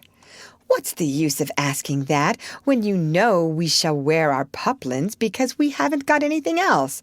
answered Jo with her mouth full. "If I only had a silk," sighed Meg. "Mother says I may when I'm 18 perhaps, but 2 years is an everlasting time to wait. I'm sure our pops look like silk, and they are nice enough for us. Yours is as good as new, but I forgot the burn and the tear in mine. Whatever shall I do? The burn shows badly, and I can't take any out." "You must sit still all you can and keep your back out of sight. The front is all right. I shall have a new ribbon for my hair, and Marmee will lend me her little pearl pin, and my new slippers are lovely, and my gloves will do, though they aren't as nice as I'd like. Mine are spoiled with lemonade, and I can't get any new ones, so I shall have to go without, said Jo, who never troubled herself much about dress. You must have gloves, or I won't go, cried Meg decidedly. Gloves are more important than anything else. You can't dance without them, and if you don't, I should be so mortified. Then I'll stay still. I don't care much for company dancing. It's no fun to go sailing round. I like to fly about and cut capers. You can't ask Mother for new ones. They are so expensive, and you are so careless. She said when you spoiled the others that she shouldn't get you any more this winter. Can't you make them do? I can hold them crumpled up in my hand so no one will know how stained they are. That's all I can do. No, I'll tell you how we can manage. Each wear one good one and carry a bad one. Don't you see? Your hands are bigger than mine, and you will stretch my glove dreadfully, began Meg, whose gloves were a tender point with her. Then I'll go without. I don't care what people say, cried Jo, taking up her book. You may have it, you may, only don't stain it, and do behave nicely. Don't put your hands behind you, or stare, or say, Christopher Columbus, will you? Don't worry about me. I'll be as prim as I can, and not get into any scrapes, if I can help it. Now go and answer your note, and let me finish the splendid story. So Meg went away to accept with thanks, look over her dress, and sing blithely, as she did up one real lace frill while Jo finished her story, her 4 apples, and had a game of romps with Scrabble. On New Year's Eve the parlor was deserted, for the 2 younger girls played dressing maids, and the 2 elder were absorbed in the all-important business of getting ready for the party. Simple as the toilets were, there was a great deal of running up and down, laughing and talking, and at one time a strong smell of burned hair pervaded the house. Meg wanted a few curls about her face, and Jo undertook to pinch the papered locks with a pair of hot tongs. "Ought they to smoke like that?" asked Beth from her perch on the bed. "It's the dampness drying," replied Jo. "What a queer smell. It's like burned feathers," observed Amy, smoothing her own pretty curls with a superior air.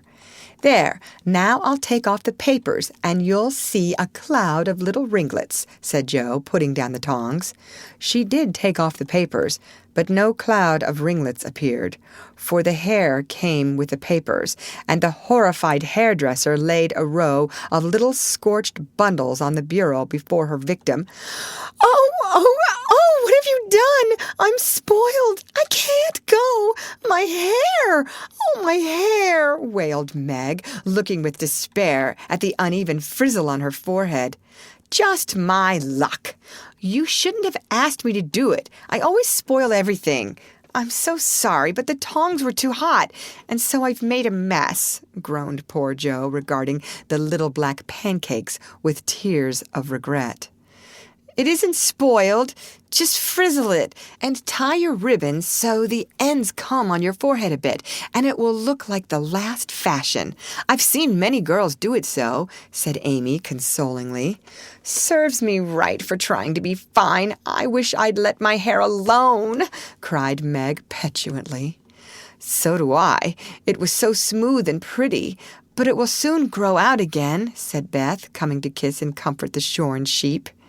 After various lesser mishaps, Meg was finished at last, and by the united exertions of the entire family, Jo's hair was got up and her dress on.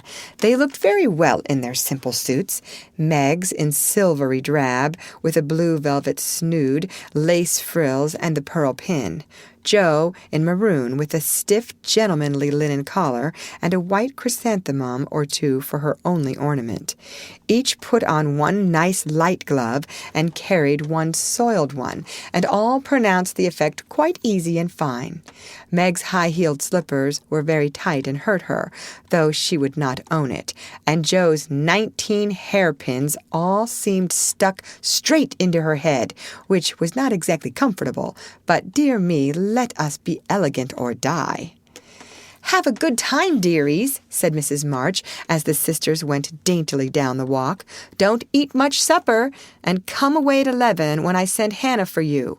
As the gate clashed behind them, a voice cried from a window, "Girls! Girls! Have you both got nice pocket handkerchiefs?"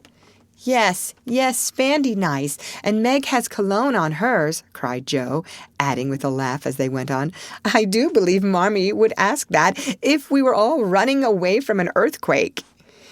It is one of her aristocratic tastes, and quite proper, for a real lady is always known by neat boots, gloves, and handkerchief, replied Meg, who had a good many little aristocratic tastes of her own. "Now, don't forget to keep the bad breath out of sight, Joe. Is my sash right? And does my hair look very bad?" said Meg, as she turned from the glass in Mrs. Gardner's dressing room after a prolonged prink. "I know I shall forget. If you see me doing anything wrong, just remind me by a wink, will you?" returned Joe, giving her collar a twitch and her head a hasty brush.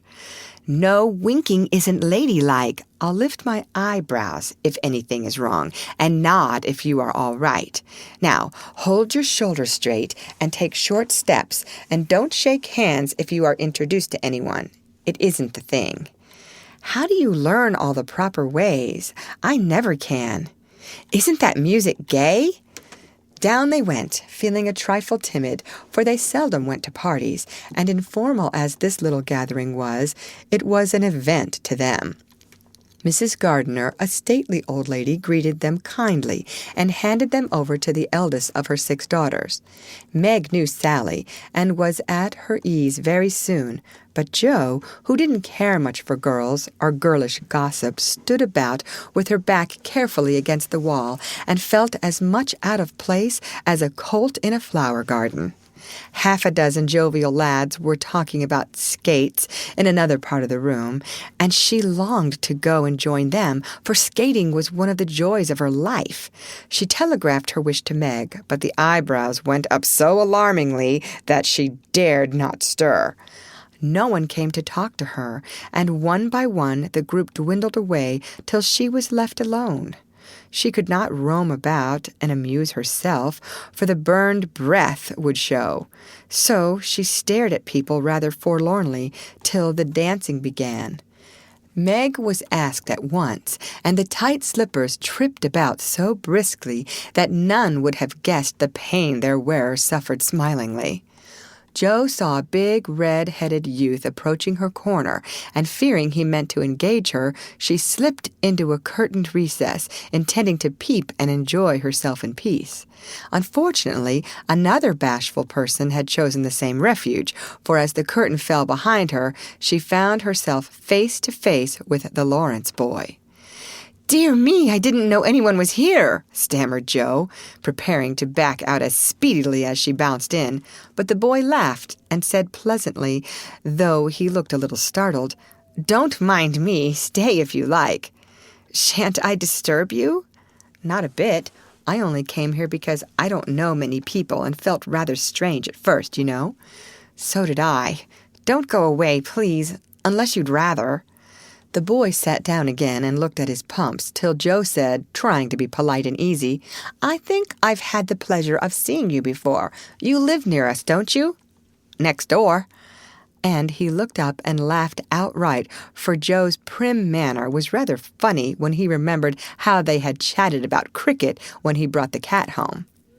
That put Joe at her ease, and she laughed too, as she said, in her heartiest way, "We did have such a good time over your nice Christmas present.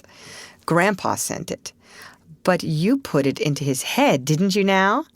"How is your cat, Miss March?" asked the boy, trying to look sober while his black eyes shone with fun.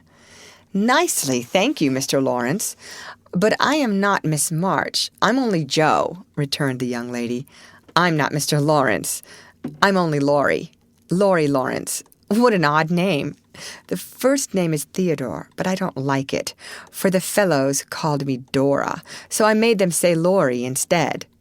I hate my name, too. So sentimental. I wish everyone would say Jo instead of Josyphine. How did you make the boys stop calling you Dora? I thrashed 'em. I can't thrash Aunt March, so I suppose I shall have to bear it, and Jo resigned herself with a sigh. Don't you like to dance, Miss Jo?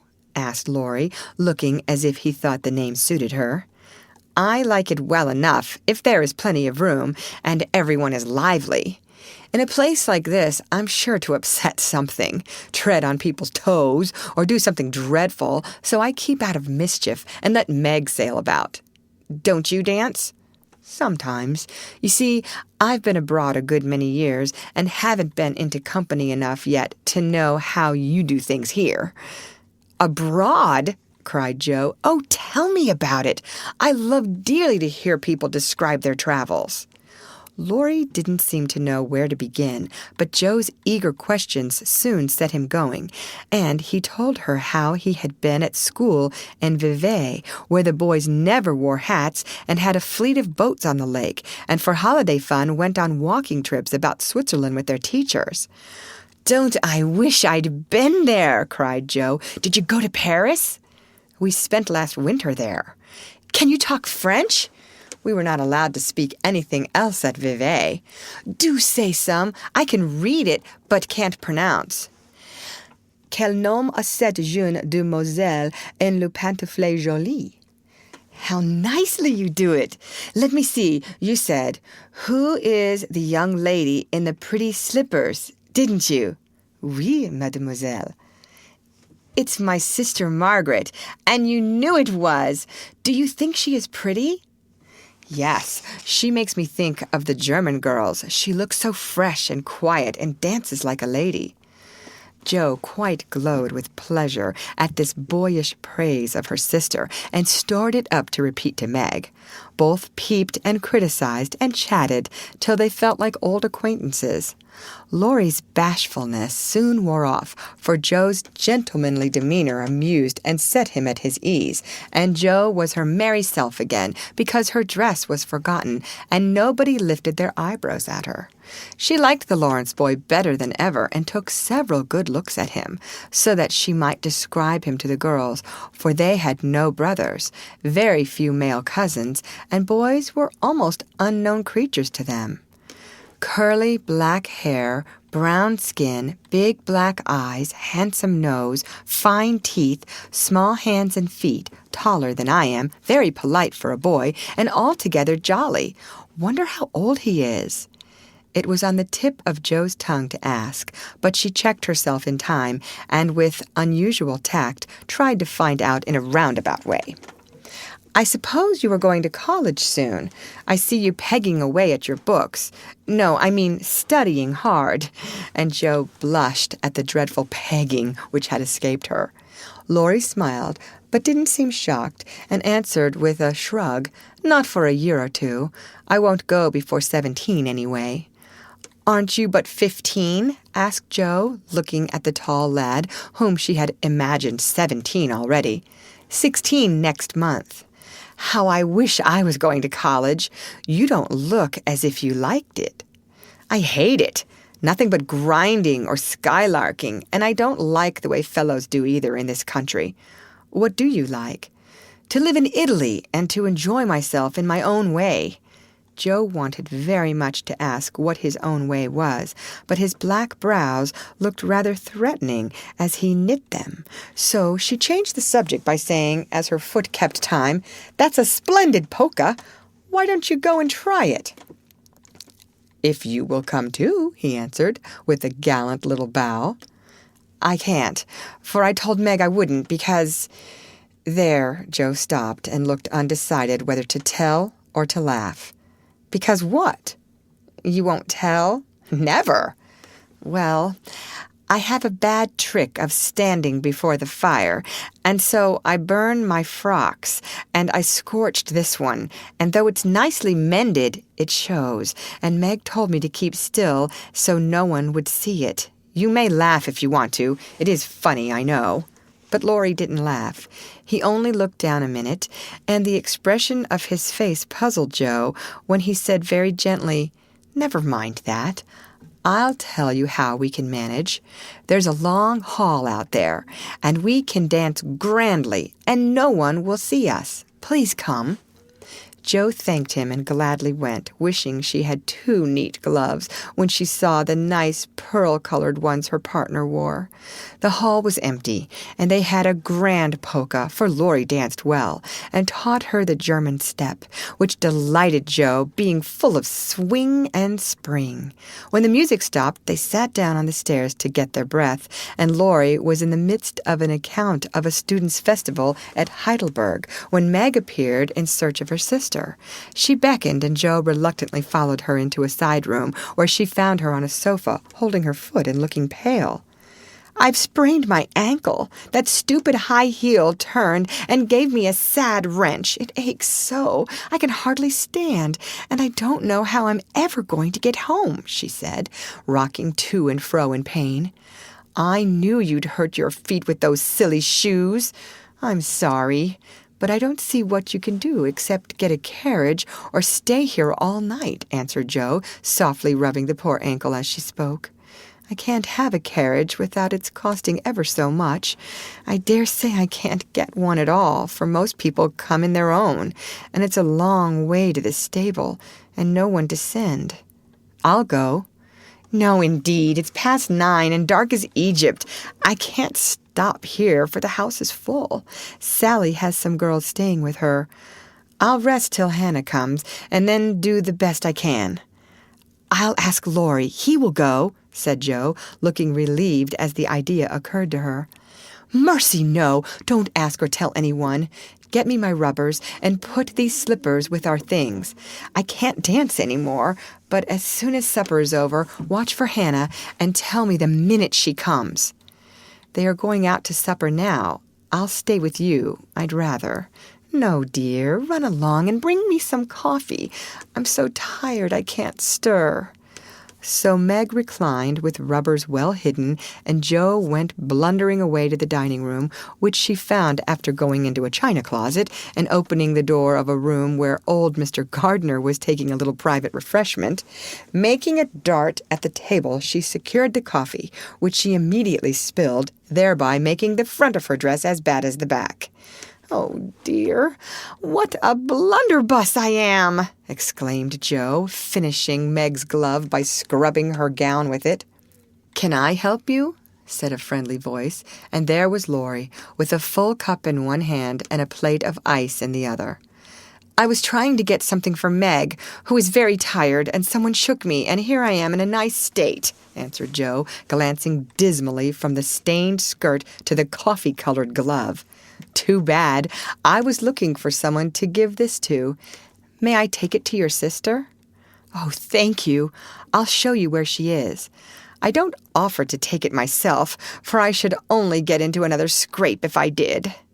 Joe led the way, and as if used to waiting on ladies, Laurie drew up a little table, brought a second installment of coffee and ice for Joe, and was so obliging that even particular Meg pronounced him a nice boy.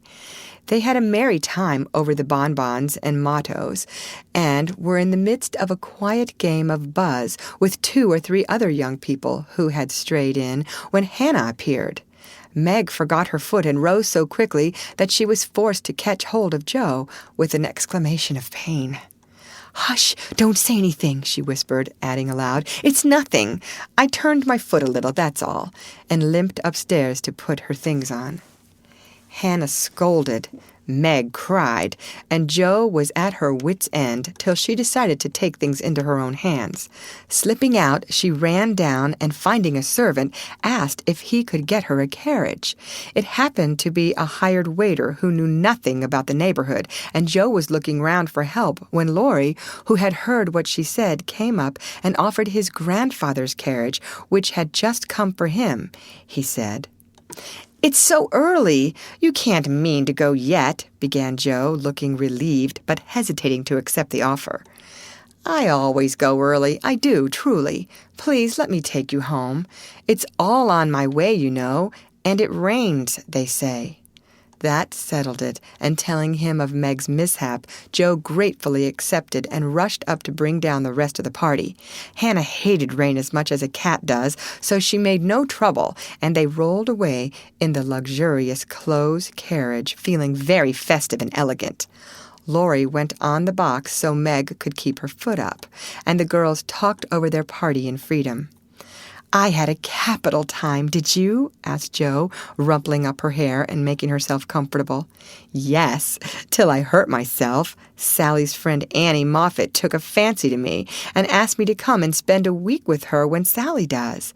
She is going in the spring when the opera comes, and it will be perfectly splendid if Mother only lets me go," answered Meg, cheering up at the thought. "I saw you dancing with the red-headed man I ran away from. Was he nice?" "Oh, very. His hair's auburn, not red, and he was very polite, and I had a delicious redowa with him. He looked like a grasshopper in a fit when he did the new step. Laurie and I couldn't help laughing. Did you hear us?" "No, but it was very rude. What were you about all that time, hidden away there?" Joe told her adventures, and by the time she had finished they were at home. With many thanks, they said good night and crept in, hoping to disturb no one, but the instant their door creaked, 2 little nightcaps bobbed up, and 2 sleepy but eager voices cried out, "Tell about the party! Tell about the party!" With what Meg called a great want of manners, Joe had saved some bonbons for the little girls, and they soon subsided after hearing the most thrilling events of the evening.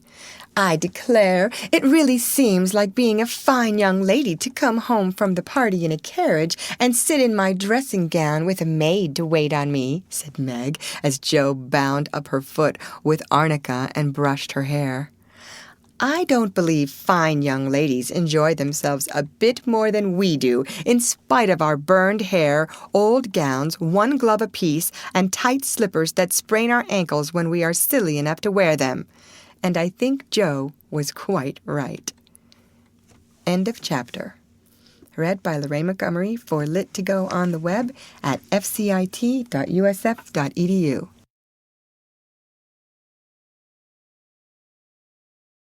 Little Women by Louisa May Alcott. Chapter 2. A Merry Christmas. Joe was the first to wake in the gray dawn of Christmas morning. No stockings hung at the fireplace, and for a moment she felt as much disappointed as she did long ago when her little sock fell down because it was crammed so full of goodies. Then she remembered her mother's promise, and slipping her hand under her pillow, drew out a little crimson-covered book.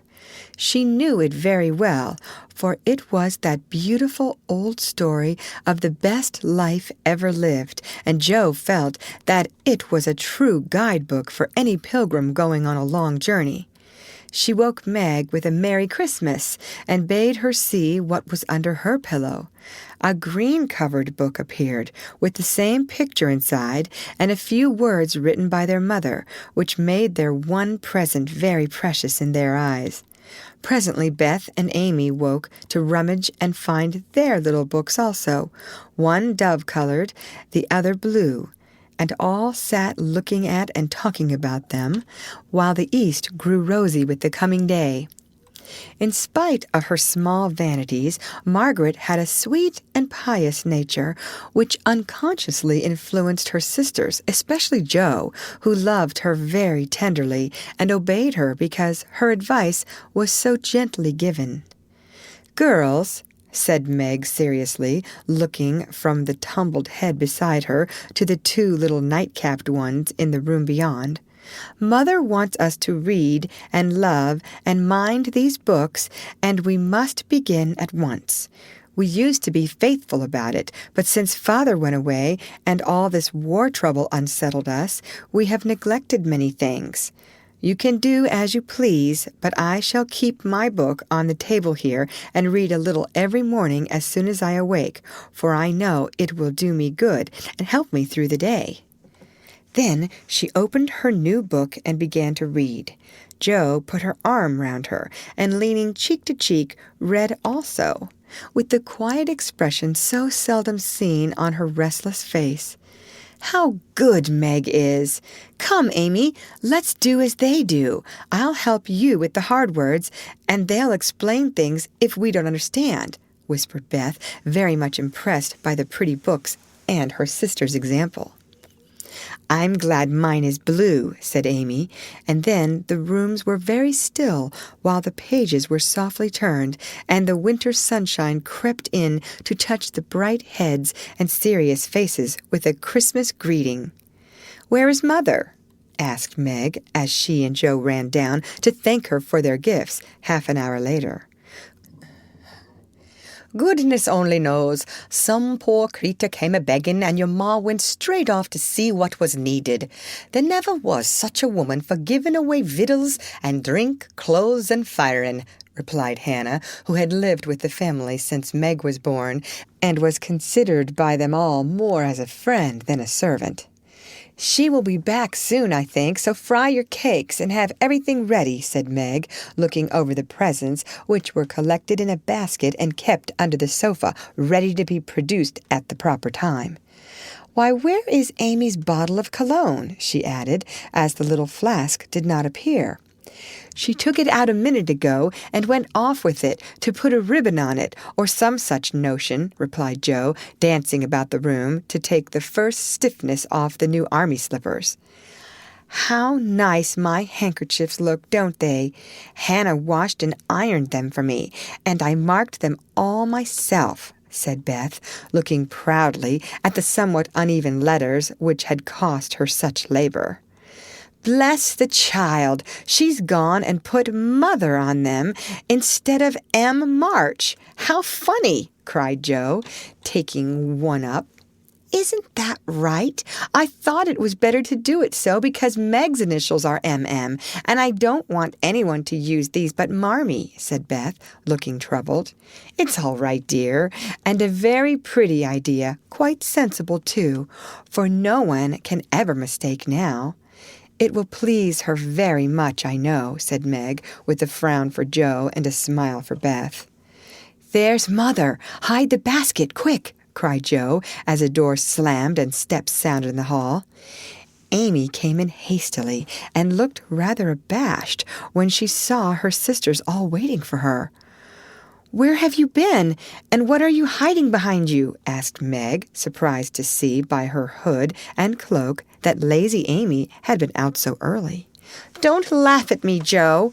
I didn't mean anyone should know till the time came. I only meant to change the little bottle for a big one, and I gave all my money to get it, and I'm truly trying not to be selfish any more." As she spoke, Amy showed the handsome flask which replaced the cheap one, and looked so earnest and humble in her little effort to forget herself that Meg hugged her on the spot, and Jo pronounced her a trump, while Beth ran to the window and picked her finest rose to ornament the stately bottle. "You see, I felt ashamed of my present after reading and talking about being good this morning, so I ran round the corner and changed it the minute I was up, and I'm so glad, for mine is the handsomest now." Another bang of the street door sent the basket under the sofa, and the girls to the table, eager for breakfast. "Merry Christmas, Marmee! Many of them! Thank you for our books. We read some, and mean to every day," they all cried in chorus. "Merry Christmas, little daughters! I'm glad you began at once, and hope you will keep on. But I want to say one word before we sit down. Not far away from here lies a poor woman with a little newborn baby. 6 children are huddled into one bed to keep from freezing, for they have no fire. There is nothing to eat over there, and the oldest boy came to tell me they were suffering hunger and cold. My girls, will you give them your breakfast as a Christmas present?" They were all unusually hungry, having waited nearly an hour, and for a minute no one spoke. Only a minute, for Joe exclaimed impetuously, "I'm so glad you came before we began." "May I go and help carry the things to the poor little children?" asked Beth eagerly. "I shall take the cream and the muffins," added Amy, heroically giving up the article she most liked. Meg was already covering the buckwheats and piling the bread into one big plate. "I thought you'd do it," said Mrs. March, smiling as if satisfied. "You shall all go and help me, and when we come back, we will have bread and milk for breakfast, and make it up at dinner time." They were soon ready, and the procession set out. Fortunately, it was early, and they went through back streets so few people saw them, and no one laughed at the queer party. A poor, bare, miserable room it was, with broken windows, no fire, ragged bedclothes, a sick mother, wailing baby, and a group of pale, hungry children cuddled under one old quilt trying to keep warm. How the big eyes stared and the blue lips smiled as the girls went in. "Ach, mein Gott! It is good angels come to us," said the poor woman, crying for joy. "Funny angels in hoods and mittens," said Joe, and set them to laughing. In a few minutes it really did seem as if kind spirits had been at work there.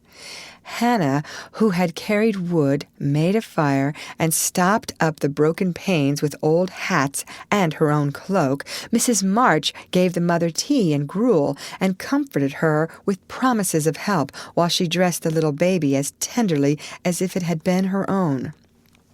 The girls, meantime, spread the table, set the children round the fire, and fed them like so many hungry birds, laughing, talking, and trying to understand the funny broken English.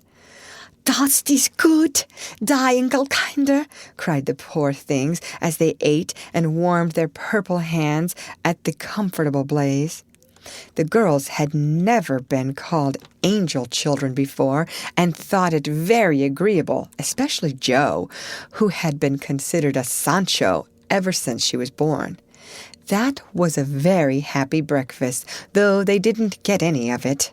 And when they went away, leaving comfort behind, I think there were not in all the city 4 merrier people than the hungry little girls who gave away their breakfasts and contented themselves with bread and milk on Christmas morning. "That's loving our neighbor better than ourselves, and I like it," said Meg, as they set out their presents while their mother was upstairs collecting clothes for the poor Hummels. Not a very splendid show, but there was a great deal of love done up in the few little bundles, and the tall vase of red roses, white chrysanthemums, and trailing vines, which stood in the middle, gave quite an elegant air to the table. "She's coming! Strike up, Beth! Open the door, Amy! 3 cheers for Marmee!" cried Jo, prancing about while Meg went to conduct Mother to the seat of honor. Beth played her gayest march. Amy threw open the door, and Meg enacted escort with great dignity. Mrs. March was both surprised and touched, and smiled with her eyes full as she examined her presents and read the little notes which accompanied them. The slippers went on at once. A new handkerchief was slipped into her pocket, well scented with Amy's cologne. The rose was fastened in her bosom, and the nice gloves were pronounced a perfect fit. There was a good deal of laughing and kissing and explaining in the simple, loving fashion which makes these home festivals so pleasant at the time, so sweet to remember long afterward, and then all fell to work. The morning charities and ceremonies took so much time that the rest of the day was devoted to preparations for the evening festivities. Being still too young to go often to the theater, and not rich enough to afford any great outlay for private performances, the girls put their wits to work, and necessity, being the mother of invention, made whatever they needed. Very clever were some of their productions: pasteboard guitars, antique lamps made of old-fashioned butter boats covered with silver paper, gorgeous robes of old cotton glittering with tin spangles from a pickle factory, and armor covered with the same useful diamond-shaped bits left in sheets when the lids of preserve pots were cut out. The big chamber was the scene of many innocent revels. No gentlemen were admitted, so Jo played male parts to her heart's content and took immense satisfaction in a pair of russet leather boots given her by a friend who knew a lady who knew an actor. These boots, an old foil, and a slashed doublet once used by an artist for some picture were Jo's chief treasures and appeared on all occasions. The smallness of the company made it necessary for the two principal actors to take several parts apiece, and they certainly deserve some credit for the hard work they did in learning 3 or 4 different parts, whisking in and out of various costumes, and managing the stage besides. It was excellent drill for their memories, a harmless amusement, and employed many hours which otherwise would have been idle, lonely, or spent in less profitable society. On Christmas night, a dozen girls piled onto the bed, which was the dress circle, and sat before the blue and yellow chintz curtains in a most flattering state of expectancy. There was a good deal of rustling and whispering behind the curtain, a trifle of lamp smoke, and an occasional giggle from Amy, who was apt to get hysterical in the excitement of the moment. Presently a bell sounded, the curtains flew apart, and the operatic tragedy began. A gloomy wood, according to one playbill, was represented by a few shrubs in pots, green baize on the floor, and a cave in the distance. This cave was made with a clothes horse for a roof, bureaus for walls, and in it was a small furnace in full blast, with a black pot on it, and an old witch bending over it. The stage was dark, and the glow of the furnace had a fine effect, especially as real steam issued from the kettle when the witch took off the cover. A moment was allowed for the first thrill to subside. Then Hugo, the villain, stalked in with a clanking sword at his side, a slouching hat, black beard, mysterious cloak, and the boots. After pacing to and fro in much agitation, he struck his forehead and burst out in a wild strain, singing of his hatred for Roderigo, his love for Zara, and his pleasing resolution to kill the one and win the other. The gruff tones of Hugo's voice, with an occasional shout when his feelings overcame him, were very impressive, and the audience applauded the moment he paused for breath. Bowing with the air of one accustomed to public praise, he stole to the cavern and ordered Hagar to come forth with a commanding, "What ho, minion, I need thee!" Out came Meg, with gray horsehair hanging about her face, a red and black robe, a staff, and cabalistic signs upon her cloak. Hugo demanded a potion to make Zara adore him, and one to destroy Roderigo. Hagar, in a fine dramatic melody, promised both, and proceeded to call up the spirit who would bring the love philtre. "Hither, hither, from thy home, airy sprite, I bid thee come, born of roses fed on dew. Charms and potion canst thou brew? Bring me here with elfin speed the fragrant philtre which I need. Make it sweet and swift and strong. Spirit, answer now my song." A soft strain of music sounded, and then at the back of the cave appeared a little figure in cloudy white, with glittering wings, golden hair, and a garland of roses on its head. Waving a wand, it sang, "Hither I come from my airy home, afar in the silver moon. Take the magic spell and use it well, or its power will vanish soon." and dropping a small gilded bottle at the witch's feet, the spirit vanished. Another chant from Hagar produced another apparition, not a lovely one, for with a bang an ugly black imp appeared, and having croaked a reply, tossed a dark bottle at Hugo and disappeared with a mocking laugh. Having warbled his thanks and put the potions in his boots, Hugo departed, and Hagar informed the audience that as he had killed a few of her friends in times past, she had cursed him and intends to thwart his plans and be revenged on him. Then the curtain fell, and the audience reposed and ate candy while discussing the merits of the play. A good deal of hammering went on before the curtain rose again, but when it became evident what a masterpiece of stage carpentry had been got up, no one murmured at the delay. It was truly superb. A tower rose to the ceiling. Halfway up appeared a window with a lamp burning in it, and behind the white curtain appeared Zara, in a lovely blue and silver dress, waiting for Roderigo. He came in, gorgeous array, with plumed cap, red cloak, chestnut lovelocks, a guitar, and the boots, of course. Kneeling at the foot of the tower, he sang a serenade in melting tones. Zara replied, and after a musical dialogue consented to fly. Then came the grand effect of the play.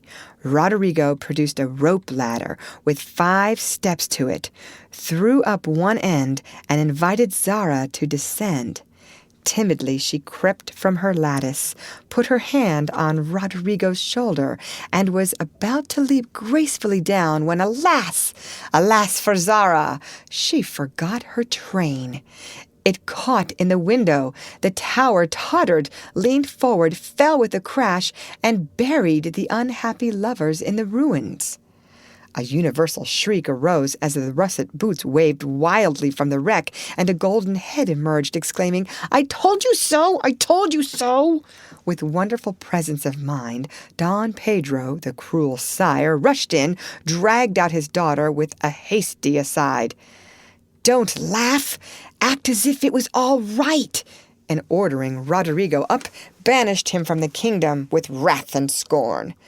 Though decidedly shaken by the fall from the tower upon him, Roderigo defied the old gentleman and refused to stir.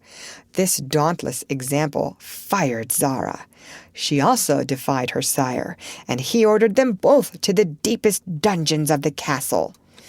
A stout little retainer came in with chairs and led them away, looking very much frightened and evidently forgetting the speech he ought to have made.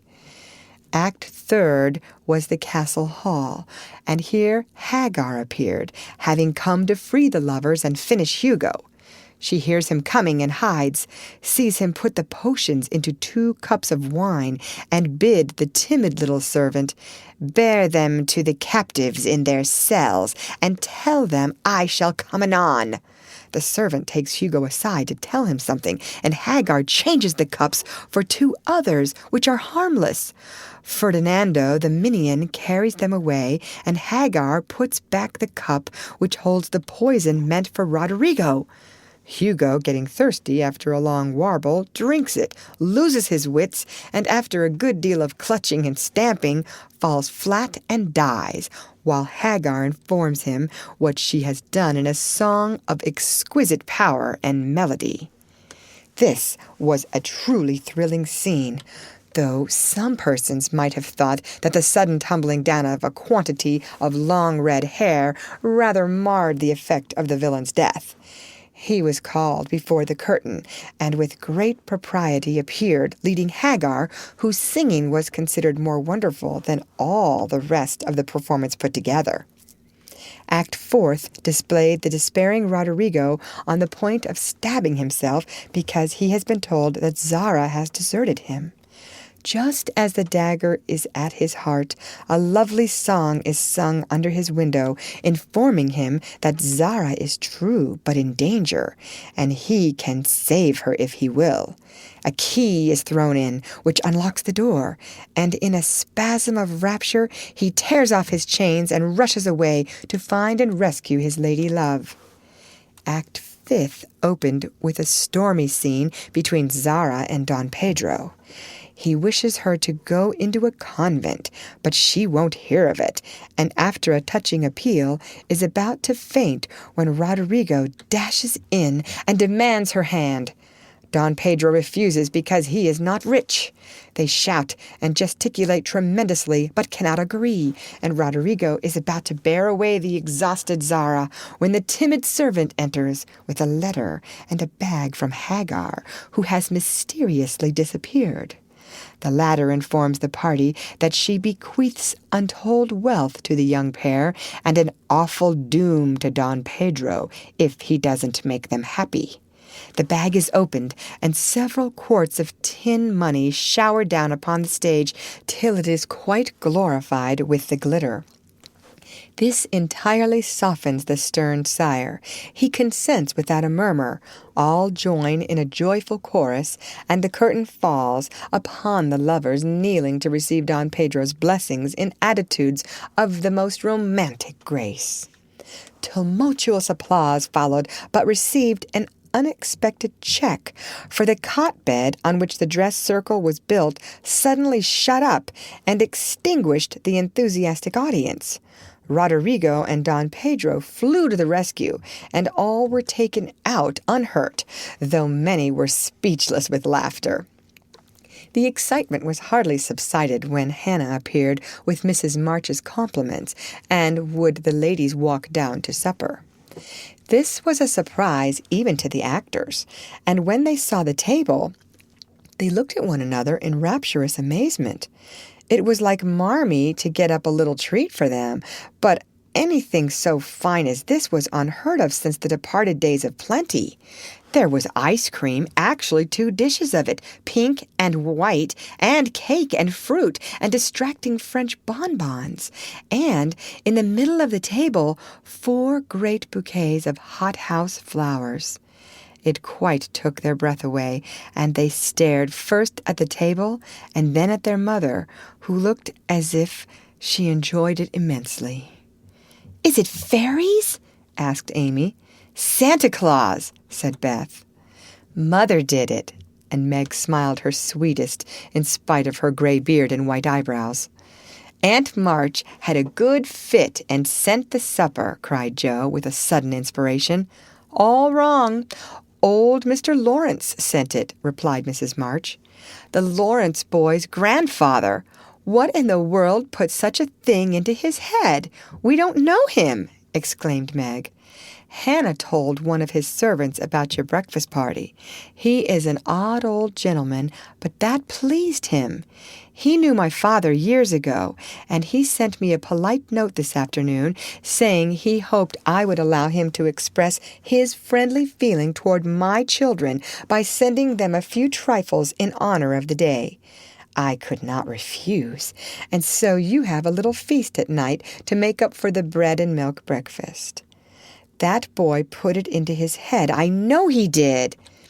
"He's a capital fellow, and I wish we could get acquainted.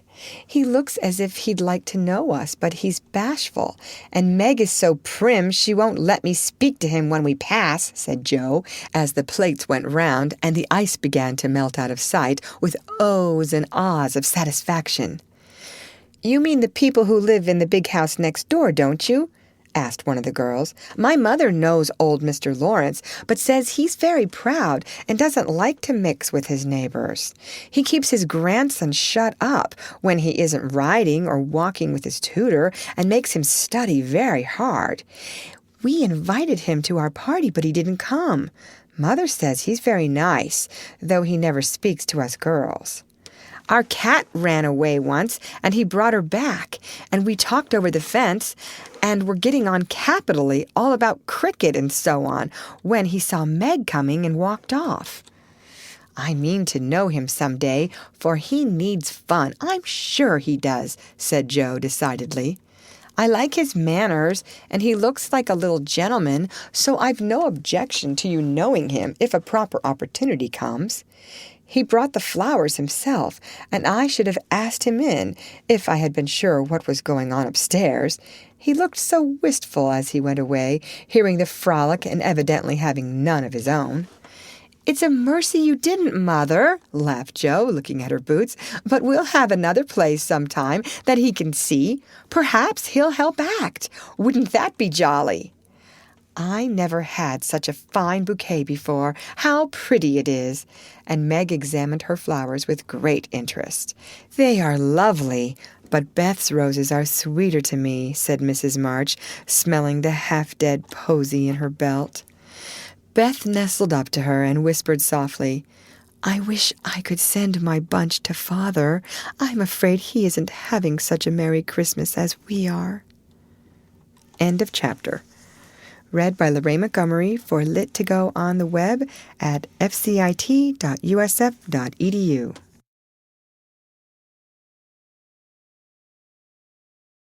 Little Women by Louisa May Alcott.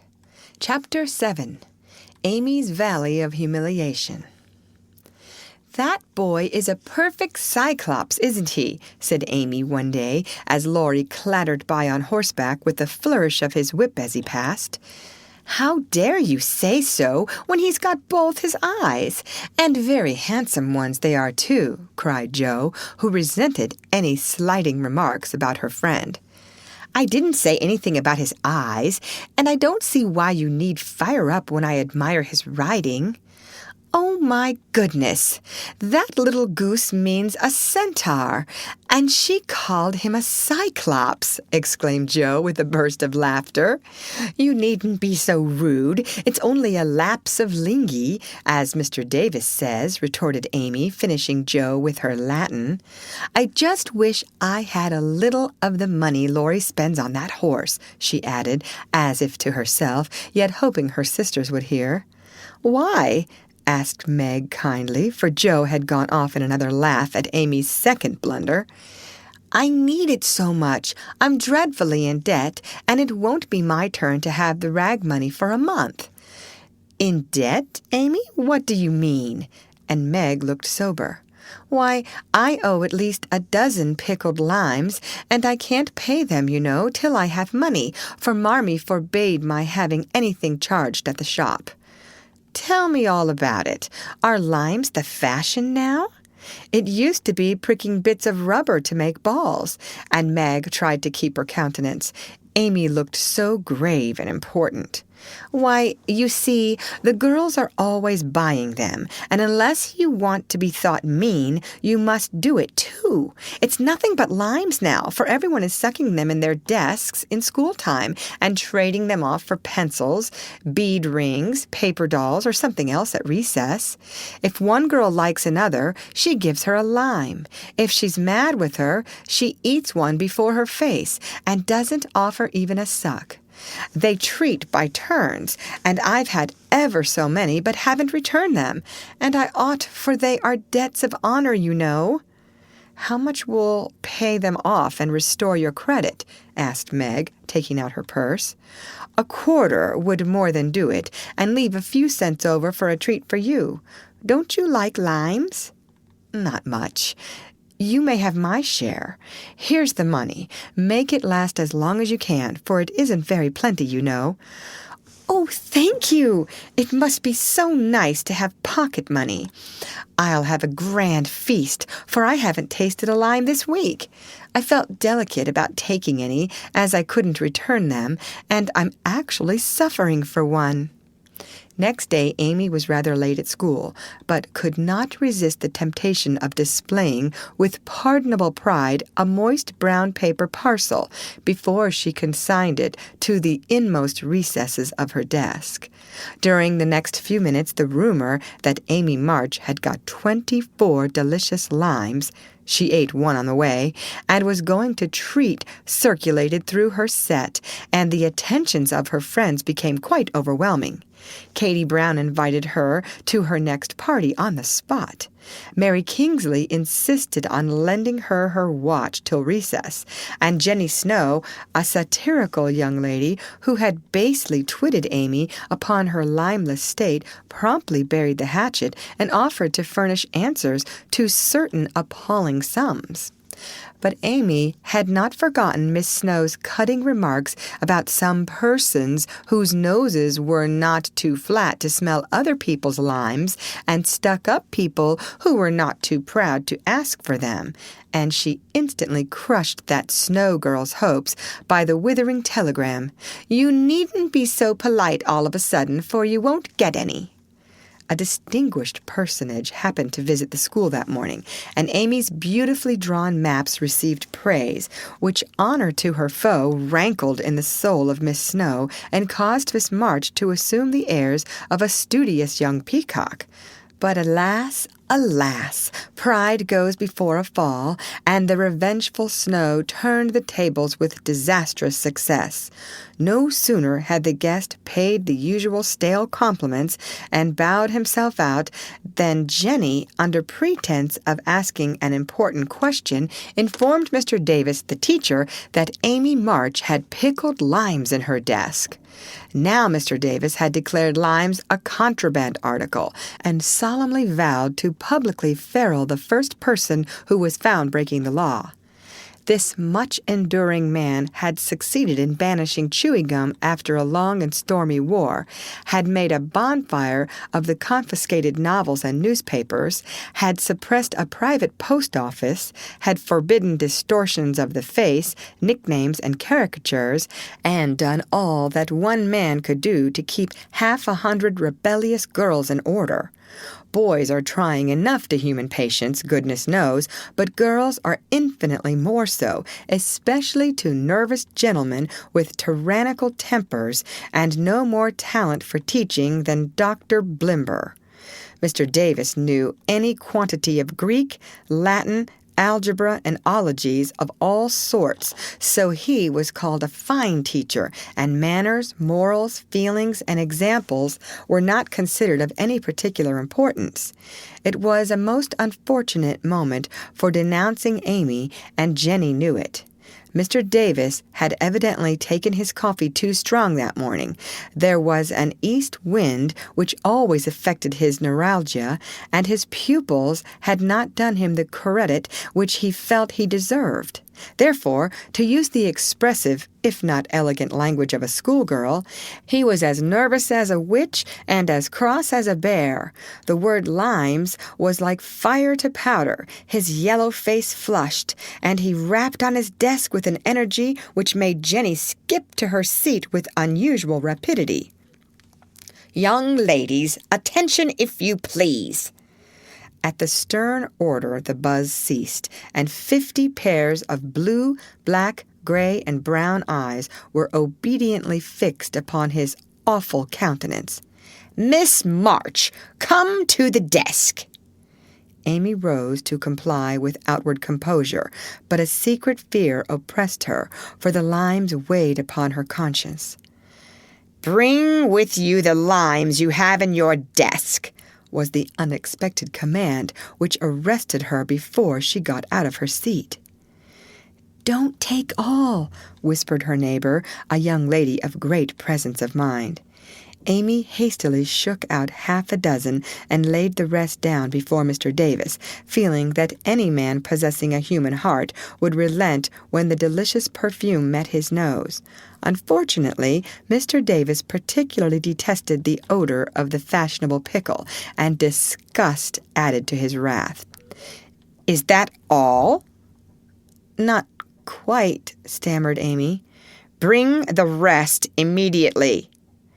With a despairing glance at her set, she obeyed. "You are sure there are no more?" "I never lie, sir." "So I see.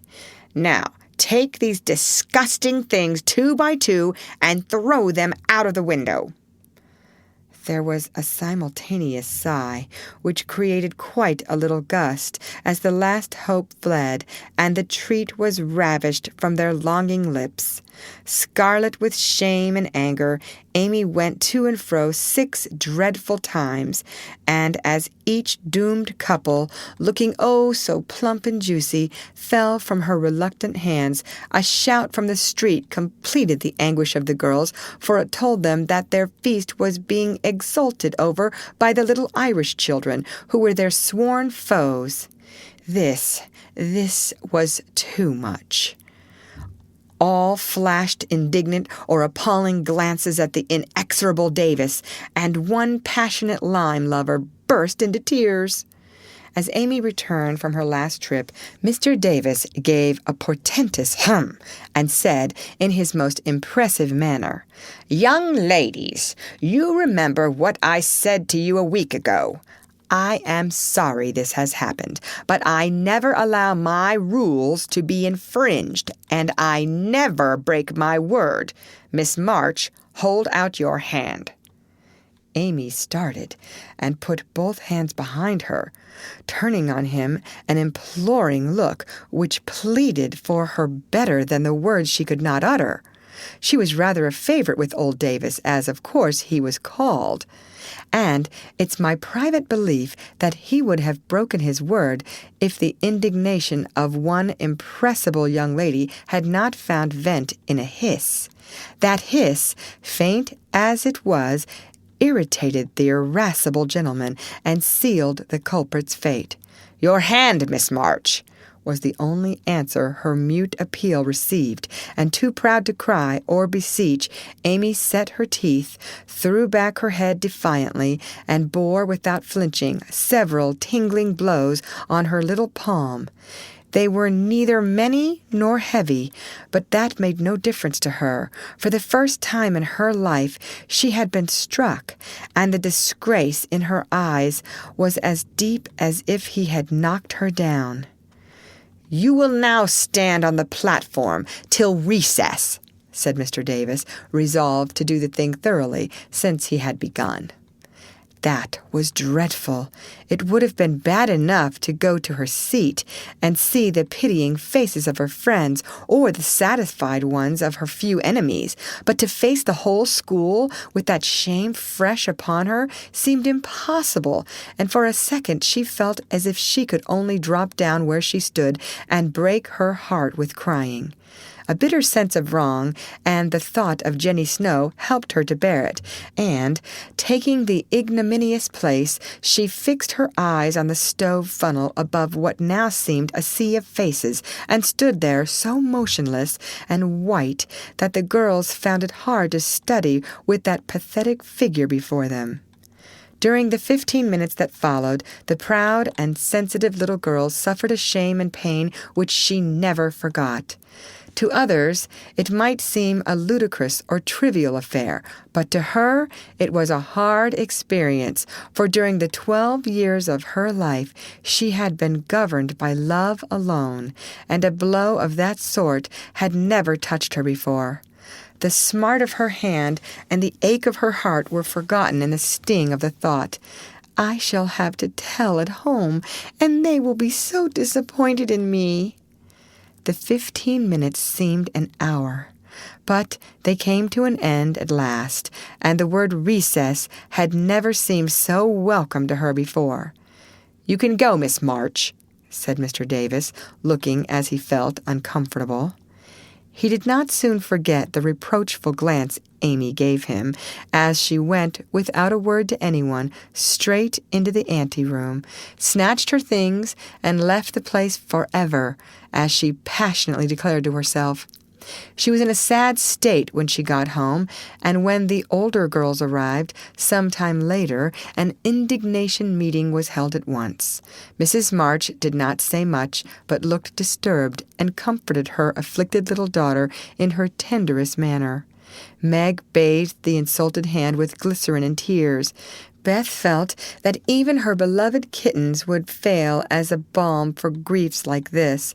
Joe wrathfully proposed that Mr. Davis be arrested without delay, and Hannah shook her fist at the villain and pounded potatoes for dinner as if she had him under her pestle. No notice was taken of Amy's flight, except by her mates, but the sharp-eyed demoiselles discovered that Mr. Davis was quite benignant in the afternoon, also unusually nervous. Just before school closed, Jo appeared, wearing a grim expression as she stalked up to the desk and delivered a letter from her mother, then collected Amy's property and departed, carefully scraping the mud from her boots on the doormat, as if she shook the dust of the place off her feet. "Yes, you can have a vacation from school, but I want you to study a little every day with Beth," said Mrs. March that evening. "I don't approve of corporal punishment, especially for girls. I dislike Mr. Davis's manner of teaching, and don't think the girls you associate with are doing you any good, so I shall ask your father's advice before I send you anywhere else." "That's good. I wish all the girls would leave and spoil his old school. It's perfectly maddening to think of those lovely limes," sighed Amy, with the air of a martyr. "I am not sorry you lost them, for you broke the rules and deserved some punishment for disobedience," was the severe reply, which rather disappointed the young lady, who expected nothing but sympathy. "Do you mean you are glad I was disgraced before the whole school?" cried Amy. "I should not have chosen that way of mending a fault," replied her mother, "but I'm not sure that it won't do you more good than a bolder method. You are getting to be rather conceited, my dear, and it is quite time you set about correcting it. You have a good many little gifts and virtues, but there is no need of parading them, for conceit spoils the finest genius. There's not much danger that real talent or goodness will be overlooked long, even if it is. The consciousness of possessing and using it well should satisfy one, and the great charm of all power is modesty." "So it is," cried Laurie, who was playing chess in a corner with Jo. "I knew a girl once who had a really remarkable talent for music, and she didn't know it. Never guessed what sweet little things she composed when she was alone, and wouldn't have believed it if anyone had told her. I wish I'd known that nice girl. Maybe she would have helped me. I'm so stupid," said Beth, who stood beside him listening eagerly. "You do know her, and she helps you better than anyone else could," answered Laurie, looking at her with such mischievous meaning in his merry black eyes that Beth suddenly turned very red and hid her face in the sofa cushion, quite overcome by such an unexpected discovery. Jo let Laurie win the game to pay for that praise of her Beth, who could not be prevailed upon to play for them after her compliment. So Laurie did his best and sang delightfully, being in a particularly lively humor, for to the Marches he seldom showed the moody side of his character. When he was gone, Amy, who had been pensive all evening, said suddenly, as if busy over some new idea, "Is Laurie an accomplished boy?" "Yes, he has had an excellent education and has much talent. He will make a fine man, if not spoiled by petting," replied her mother. "And he isn't conceited, is he?" asked Amy. "Not in the least. That is why he is so charming, and we all like him so much." "I see. It's nice to have accomplishments and be elegant, but not to show off or get perked up," said Amy thoughtfully. "These things are always seen and felt in a person's manner and conversations, if modestly used, but it is not necessary to display them," said Mrs. March, "any more than it's proper to wear all your bonnets and gowns and ribbons at once, that folks may know you've got them," added Jo, and the lecture ended in a laugh. End of chapter. Read by Lorraine Montgomery for Lit to Go on the web at fcit.usf.edu.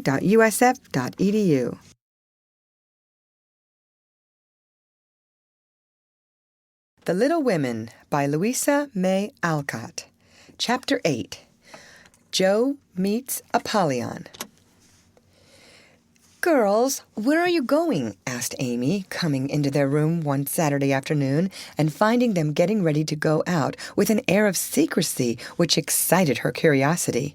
"Never mind, little girls shouldn't ask questions," returned Jo sharply. Now, if there is anything mortifying to our feelings when we are young, it is to be told that. And to be bidden to run away, dear, is still more trying to us. Amy bridled up at this insult and determined to find out the secret if she teased for an hour. Turning to Meg, who never refused her anything very long, she said coaxingly, "Do tell me. I should think you might let me go too, for Beth is fussing over her piano, and I haven't got anything to do, and am so lonely." "I can't, dear, because you aren't invited," began Meg, but Jo broke in impatiently. "Now, Meg, be quiet, or you will spoil it all. You can't go, Amy, so don't be a baby and whine about it." "You are going somewhere with Laurie. I know you are. You were whispering and laughing together on the sofa last night, and you stopped when I came in. Aren't you going with him?" "Yes, we are. Now, do be still and stop bothering." Amy held her tongue, but used her eyes and saw Meg slip a fan into her pocket. I know, you're going to the theater to see the 7 Castles, she cried, adding resolutely, and I shall go, for Mother said I might see it, and I've got my rag money, and it was mean not to tell me in time." "Just listen to me a minute and be a good child," said Meg soothingly. "Mother doesn't wish you to go this week because your eyes are not well enough yet to bear the light of this fairy piece. Next week you can go with Beth and Hannah and have a nice time." "I don't like that half as well as going with you and Laurie. Please let me. I've been sick with this cold so long, and shut up. I'm dying for some fun." "Do, Meg.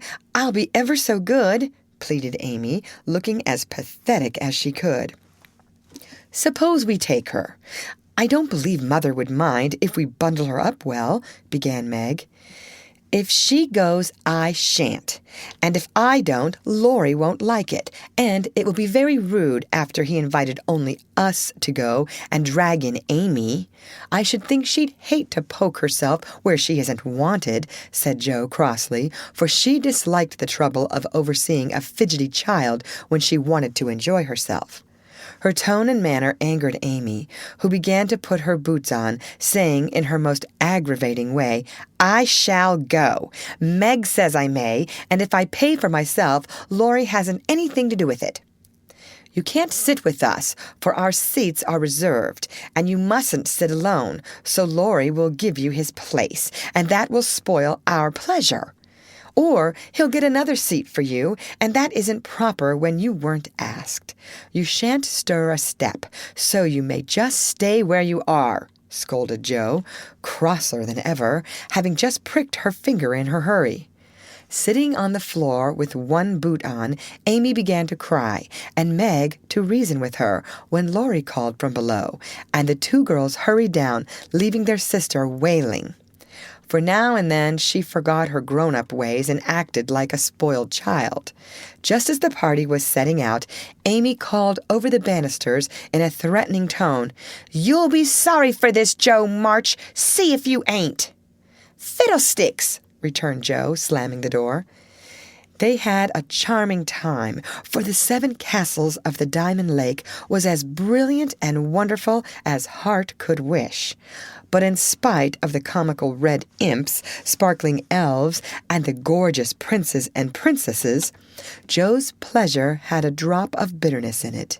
The Fairy Queen's yellow curls reminded her of Amy, and between the acts she amused herself with wondering what her sister would do to make her sorry for it. She and Amy had had many lively skirmishes in the course of their lives, for both had quick tempers and were apt to be violent when fairly roused. Amy teased Jo, and Jo irritated Amy, and semi-occasional explosions occurred, of which both were much ashamed afterward. Although the oldest, Jo had the least self-control, and had hard times trying to curb the fiery spirit, which was continually getting her into trouble. Her anger never lasted long, and having humbly confessed her fault, she sincerely repented and tried to do better. Her sisters used to say that they rather liked to get Jo into a fury, because she was such an angel afterward. Poor Jo tried desperately to be good, but her bosom enemy was always ready to flame up and defeat her, and it took years of patient effort to subdue it. When they got home, they found Amy reading in the parlor. She assumed an injured air as they came in, never lifted her eyes from her book, or asked a single question. Perhaps curiosity might have conquered resentment if Beth had not been there to inquire and receive a glowing description of the play. On going up to put away her best hat, Jo's first look was toward the bureau, for in their last quarrel, Amy had soothed her feelings by turning Jo's top drawer upside down on the floor.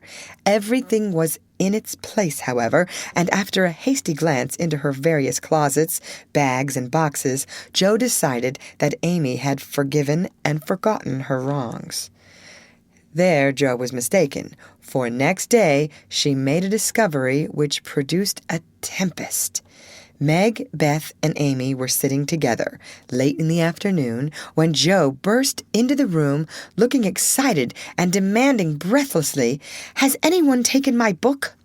Meg and Beth said no at once, and looked surprised. Amy poked the fire and said nothing. Jo saw her color rise and was down upon her in a minute. "Amy, you've got it." "No, I haven't." "You know where it is, then." "No, I don't." "That's a fib," cried Jo, taking her by the shoulders and looking fierce enough to frighten a much braver child than Amy. "It isn't. I haven't got it. Don't know where it is now and don't care." "You know something about it, and you'd better tell at once or I'll make you." And Jo gave her a slight shake. "Scold as much as you like. You'll never see your silly old book again," cried Amy, getting excited in her turn. "Why not?" "I burned it up." "What? My little book I was so fond of and worked over and meant to finish before Father got home? Have you really burned it?" said Jo, turning very pale, while her eyes kindled and her hands clutched Amy nervously. "Yes, I did. I told you I'd make you pay for being so cross yesterday, and I have, so—" Amy got no farther, for Jo's hot temper mastered her, and she shook Amy till her teeth chattered in her head, crying in a passion of grief and anger, "You wicked, wicked girl! I never can write it again, and I'll never forgive you as long as I live." Meg flew to rescue Amy, and Beth to pacify Jo, but Jo was quite beside herself, and with a parting box on her sister's ear, she rushed out of the room up to the old sofa in the garret and finished her fight alone. The storm cleared up below, for Mrs. March came home, and having heard the story, soon brought Amy to a sense of the wrong she had done her sister. Jo's book was the pride of her heart, and was regarded by her family as a literary sprout of great promise. It was only half a dozen little fairy tales, but Jo had worked over them patiently, putting her whole heart into her work, hoping to make something good enough to print. She had just copied them with great care, and had destroyed the old manuscript, so that Amy's bonfire had consumed the loving work of several years. It seemed a small loss to others, but to Jo it was a dreadful calamity, and she felt that it never could be made up to her. Beth mourned as for a departed kitten, and Meg refused to defend her pet. Mrs. March looked grave and grieved, and Amy felt that no one would love her till she had asked pardon for the act which she now regretted more than any of them. When the tea bell rang, Jo appeared, looking so grim and unapproachable that it took all Amy's courage to say meekly, "Please forgive me, Jo. I'm very, very sorry." "I never shall forgive you," was Jo's stern answer, and from that moment she ignored Amy entirely.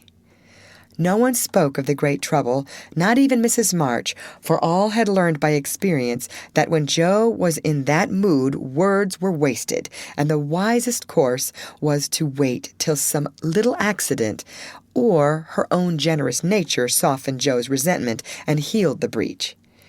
It was not a happy evening, for though they sewed as usual, while their mother read aloud from Bremer, Scott, or Edgeworth, something was wanting, and the sweet home peace was disturbed. They felt this most when singing time came, for Beth could only play. Jo stood dumb as stone, and Amy broke down, so Meg and Mother sang alone. But in spite of their efforts to be as cheery as larks, the flute-like voices did not seem to chord as well as usual, and all felt out of tune. As Jo received her good-night kiss, Mrs. March whispered gently, "My dear, don't let the sun go down upon your anger. Forgive each other, help each other, and begin again tomorrow."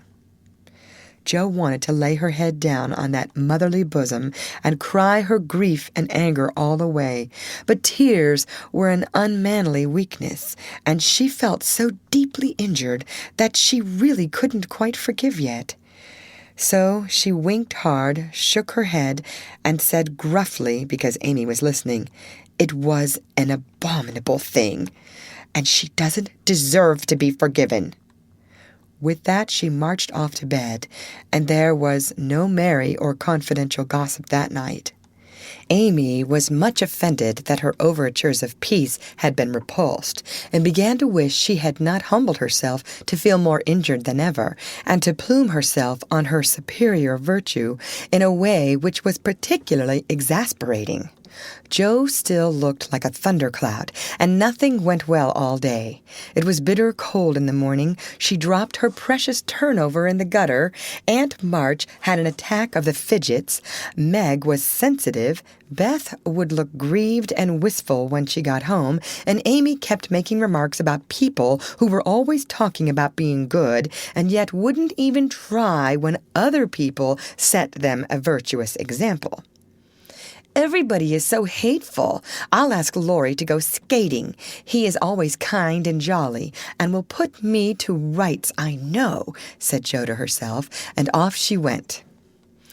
Amy heard the clash of skates, and looked out with an impatient exclamation. "There! She promised I should go next time, for this is the last ice we shall have, but it's no use to ask such a cross-patch to take me." "Don't say that. You were very naughty, and it is hard to forgive the loss of her precious little book, but I think she might do it now, and I guess she will, if you try her at the right minute," said Meg. "Go after them. Don't say anything till Jo has got good-natured with Laurie. Then take a quiet minute and just kiss her, or do some kind thing, and I'm sure she'll be friends again with all her heart." "I'll try," said Amy, for the advice suited her, and after a flurry to get ready, she ran after the friends, who were just disappearing over the hill. It was not far to the river, but both were ready before Amy reached them. Jo saw her coming and turned her back. Laurie did not see, for he was carefully skating along the shore, sounding the ice, for a warm spell had preceded the cold snap. "I'll go on to the first bend and see if it's all right before we begin to race," Amy heard him say, as he shot away, looking like a young Russian in his fur-trimmed coat and cap. Jo heard Amy panting after her run, stamping her feet and blowing on her fingers as she tried to put her skates on, but Jo never turned and went slowly zigzagging down the river, taking a bitter, unhappy sort of satisfaction in her sister's troubles. She had cherished her anger till it grew strong and took possession of her, as evil thoughts and feelings always do, unless cast out at once. As Laurie turned the bend, he shouted back, "Keep near the shore. It isn't safe in the middle." Jo heard, but Amy was struggling to her feet and did not catch a word. Jo glanced over her shoulder, and the little demon she was harboring said in her ear, "No matter whether she heard or not, let her take care of herself." Laurie had vanished round the bend. Jo was just at the turn, and Amy far behind, striking out toward the smoother ice in the middle of the river. For a minute, Jo stood still with a strange feeling in her heart. Then she resolved to go on, but something held and turned her round just in time to see Amy throw up her hands and go down with a sudden crash of rotten ice, the splash of water, and a cry that made Jo's heart stand still with fear. She tried to call Laurie, but her voice was gone. She tried to rush forward, but her feet seemed to have no strength in them, and for a second she could only stand motionless, staring with a terror-stricken face at the little blue hood above the black water. Something rushed swiftly by her, and Laurie's voice cried out, "Bring a rail! Quick! Quick!" How she did it she never knew.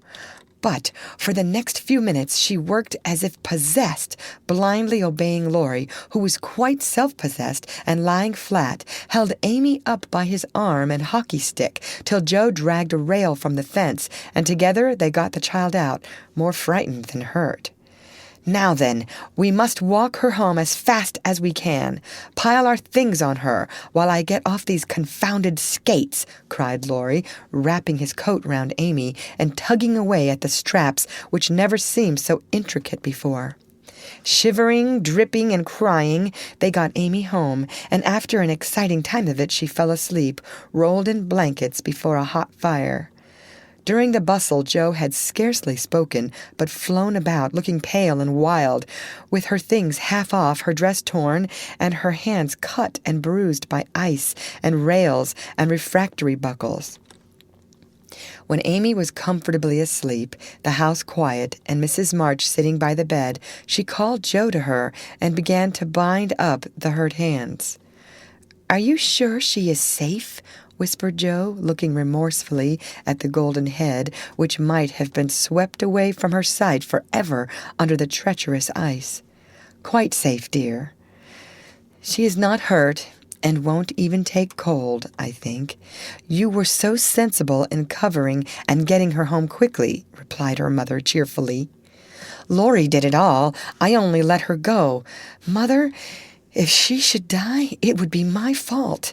And Jo dropped down beside the bed in a passion of penitent tears, telling all that had happened, bitterly condemning her hardness of heart, and sobbing out her gratitude for being spared the heavy punishment which might have come upon her. "It's my dreadful temper. I try to cure it. I think I have, and then it breaks out worse than ever. Oh, Mother, what shall I do? What shall I do?" cried poor Jo in despair. "Watch and pray, dear. Never get tired of trying, and never think it is impossible to conquer your fault," said Mrs. March, drawing the blowsy head to her shoulder and kissing the wet cheek so tenderly that Jo cried even harder. "You don't know. You can't guess how bad it is. It seems as if I could do anything when I'm in a passion. I get so savage I could hurt anyone and enjoy it. I'm afraid I shall do something dreadful some day and spoil my life and make everybody hate me. Oh, Mother, help me. Do help me." "I will, my child, I will.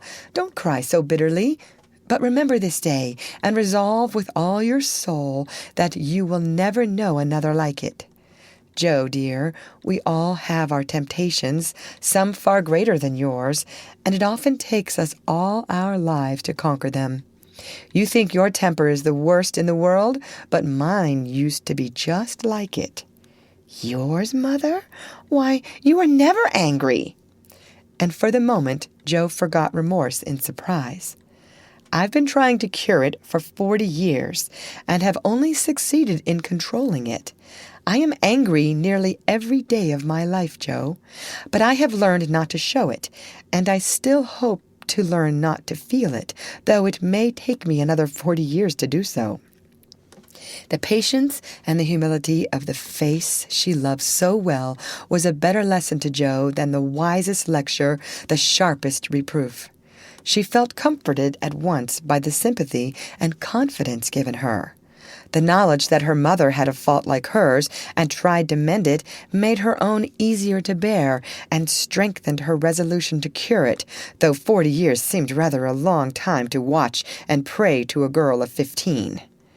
"Mother, Are you angry when you fold your lips tight together and go out of the room sometimes when Aunt March scolds or people worry you?" asked Joe, feeling nearer and dearer to her mother than ever before. "Yes, I've learned to check the hasty words that rise up to my lips, and when I feel that they mean to break out against my will, I just go away for a minute and give myself a little shake for being so weak and wicked," answered Mrs. March with a sigh and a smile as she smoothed and fastened up Joe's disheveled hair. "How did you learn to keep still? That is what troubles me, for the sharp words fly out before I know what I'm about, and the more I say, the worse I get, till it's a pleasure to hurt people's feelings and say dreadful things. Tell me how you do it, Marmee, dear." "My good mother used to help me." "As you do us," interrupted Joe with a grateful kiss. "But I lost her when I was a little older than you are, and for years had to struggle on alone, for I was too proud to confess my weakness to anyone else. I had a hard time, Joe, and shed a good many bitter tears over my failures, for in spite of my efforts, I never seemed to get on. Then your father came, and I was so happy that I found it easy to be good. But by and by, when I had 4 little daughters round me, and we were poor, then the old trouble began again, for I am not patient by nature, and it tried me very much to see my children wanting anything." "Poor mother! What helped you then?" "Your father, Joe. He never loses patience, never doubts or complains, but always hopes, and works and waits so cheerfully that one is ashamed to do otherwise before him. He helped and comforted me, and showed me that I must try to practice all the virtues I would have my little girls possess, for I was their example. It was easier to try for your sakes than for my own." A startled or surprised look from one of you when I spoke sharply rebuked me more than any words could have done, and the love, respect, and confidence of my children was the sweetest reward I could receive for my efforts to be the woman I would have them copy. "Oh, Mother, if I'm ever half as good as you, I shall be satisfied," cried Joe, much touched. "I hope you will be a great deal better, dear, but you must keep watch over your bosom enemy, as Father calls it, or it may sadden, if not spoil, your life. You have had a warning. Remember it, and try with heart and soul to master this quick temper before it brings you greater sorrow and regret than you have known today." "I will try, Mother. I truly will. But you must help me. Remind me, and keep me from flying out. I used to see Father sometimes put his finger on his lips and look at you with a very kind but sober face, and you always folded your lips tight and went away. Was he reminding you then?" asked Joe softly. "Yes, I asked him to help me so, and he never forgot it, but saved me from many a sharp word by that little gesture and kind look." Joe saw that her mother's eyes filled and her lips trembled as she spoke, and fearing that she had said too much, she whispered anxiously, "Was it wrong to watch you and to speak of it? I didn't mean to be rude, but it's so comfortable to say all I think to you and feel so safe and happy here." "My Joe, you may say anything to your mother, for it is my greatest happiness and pride to feel that my girls confide in me and know how much I love them." "I thought I'd grieved you." "No, dear, but speaking of Father reminded me how much I miss him, how much I owe him, and how faithfully I should watch and work to keep his little daughters safe and good for him." "Yet you told him to go, Mother, and didn't cry when he went, and never complain now, or seem as if you needed any help," said Joe, wondering. "I gave my best to the country I love, and kept my tears till he was gone. Why should I complain when we have both merely done our duty, and will surely be the happier for it in the end? If I don't seem to need help, it is because I have a better friend even than Father to comfort and sustain me. My child, the troubles and temptations of your life are beginning and may be many, but you can overcome and outlive them all if you learn to feel the strength and tenderness of your heavenly Father as you do that of your earthly one. The more you love and trust him, the nearer you will feel to him, and the less you will depend on human power and wisdom. His love and care never tire or change, can never be taken from you, but may become the source of lifelong peace, happiness, and strength. Believe this heartily and go to God with all your little cares and hopes and sins and sorrows as freely and confidingly as you come to your mother. Jo's only answer was to hold her mother close, and in the silence which followed the sincerest prayer she had ever prayed left her heart without words. For in that sad yet happy hour she had learned not only the bitterness of remorse and despair, but the sweetness of self-denial and self-control, and led by her mother's hand she had drawn nearer to the friend who always welcomes every child with a love stronger than that of any father, tenderer than that of any mother. Amy stirred and sighed in her sleep, and as if eager to begin at once to mend her fault, Jo looked up with an expression on her face which it had never worn before. I let the sun go down on my anger. I wouldn't forgive her, and today, if it hadn't been for Laurie, it might have been too late. How could I be so wicked? Said Jo, half aloud, as she leaned over her sister, softly stroking the wet hair scattered on the pillow. As if she heard, Amy opened her eyes and held out her arms with a smile that went straight to Jo's heart. Neither said a word, but they hugged one another close, in spite of the blankets, and everything was forgiven and forgotten in one hearty kiss. End of chapter. Read by Lorraine Montgomery for Lit2Go on the web at fcit.usf.edu.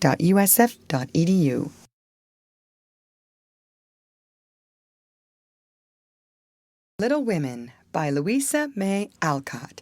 Chapter 9. Meg Goes to Vanity Fair. I do think it was the most fortunate thing in the world that those children should have the measles just now, said Meg one April day as she stood packing the go-abroady trunk in her room surrounded by her sisters. And so nice of Annie Moffat not to forget her promise. A whole fortnight of fun will be regularly splendid, replied Jo, looking like a windmill as she folded skirts with her long arms. And such lovely weather. I'm so glad of that, added Beth, tidily sorting neck and hair ribbons in her best box lent for the great occasion. I wish I was going to have a fine time and wear all these nice things, said Amy, with her mouth full of pins, as she artistically replenished her sister's cushion. I wish you were all going, but as you can't, I shall keep my adventures to tell you when I come back. I'm sure it's the least I can do when you have been so kind, lending me things and helping me get ready, said Meg, glancing round the room at the very simple outfit, which seemed nearly perfect in their eyes. What did Mother give you out of the treasure box? Asked Amy, who had not been present at the opening of a certain cedar chest in which Mrs. March kept a few relics of past splendor as gifts for her girls when the proper time came. A pair of silk stockings, that pretty carved fan, and a lovely blue sash. I wanted the violet silk, but there isn't time to make it over, so I must be contented with my old tarlatan. It will look nice over my new muslin skirt, and the sash will set it off beautifully.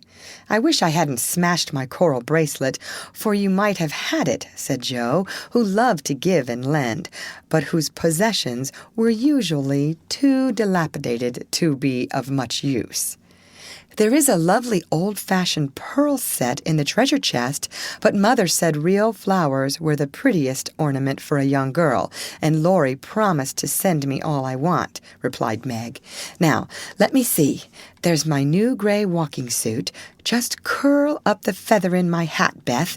Then my poplin for Sunday and the small party. It looks heavy for spring, doesn't it?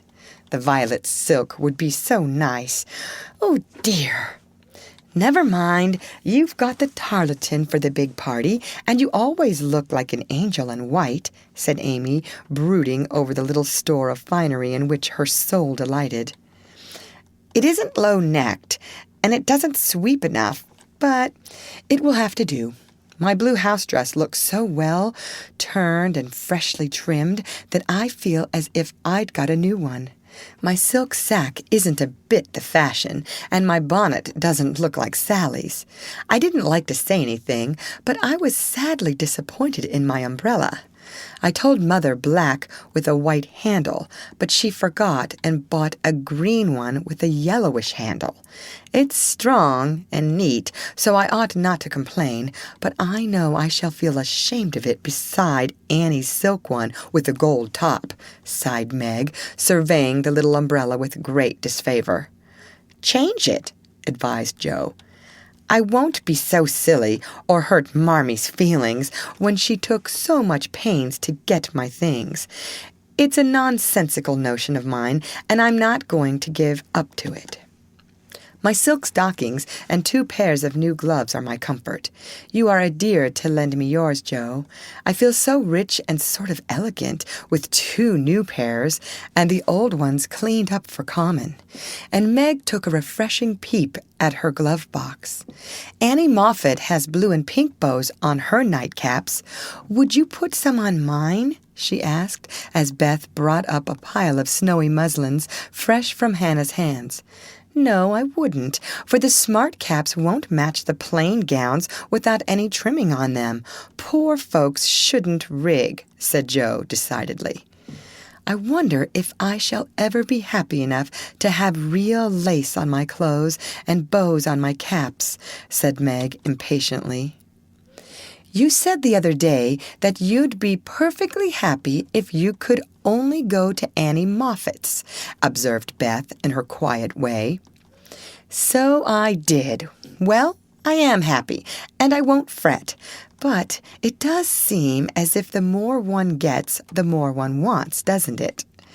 There now, the trays are ready, and everything in but my ball dress, which I shall leave for Mother to pack," said Meg, cheering up, as she glanced from the half-filled trunk to the many times pressed and mended white tarlatan, which she called her ball dress, with an important air. The next day was fine, and Meg departed in style for a fortnight of novelty and pleasure.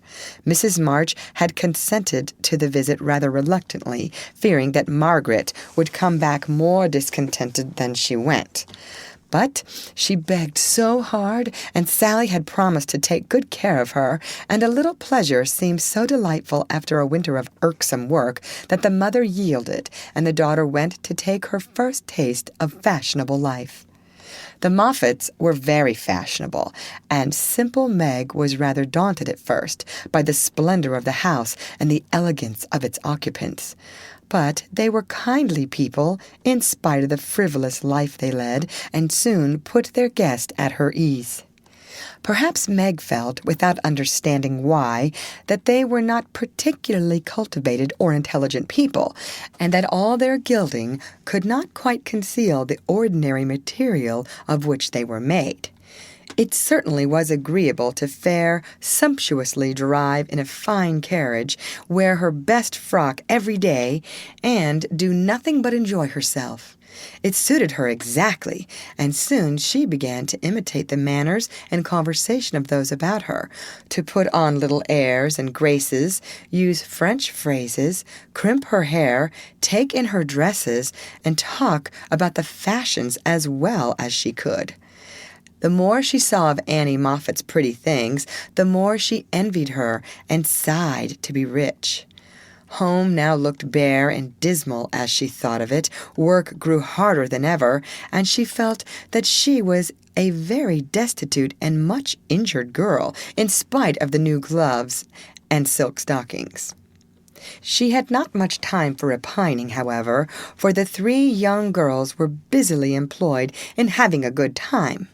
They shopped, walked, rode, and called all day, went to theaters and operas, or frolicked at home in the evening, for Annie had many friends and knew how to entertain them. Her older sisters were very fine young ladies, and one was engaged, which was extremely interesting and romantic, Meg thought. Mr. Moffat was a fat, jolly old gentleman who knew her father, and Mrs. Moffat, a fat, jolly old lady who took as great a fancy to Meg as her daughter had done. Everyone petted her, and Daisy, as they called her, was in a fair way to have her head turned. When the evening for the small party came, she found that the poplin wouldn't do at all, for the other girls were putting on thin dresses and making themselves very fine indeed. So out came the tarletan, looking older, limper, and shabbier than ever beside Sally's crisp new one. Meg saw the girls glance at it, and then at one another, and her cheeks began to burn, for with all her gentleness she was very proud. No one said a word about it, but Sally offered to dress her hair, and Annie to tie her sash, and Belle, the engaged sister, praised her white arms. But in their kindness, Meg saw only pity for her poverty, and her heart felt very heavy as she stood by herself, while the others laughed, chattered, and flew about like gauzy butterflies. The hard, bitter feeling was getting pretty bad when the maid brought in a box of flowers. Before she could speak, Annie had the cover off, and all were exclaiming at the lovely roses, heath, and fern within. "It's for Belle, of course. George always sends her some, but these are altogether ravishing," cried Annie with a great sniff. "They are for Miss March," the man said, "and here's a note," put in the maid, holding it to Meg. "What fun! Who are they from? Didn't know you had a lover," cried the girls, fluttering about Meg in a high state of curiosity and surprise.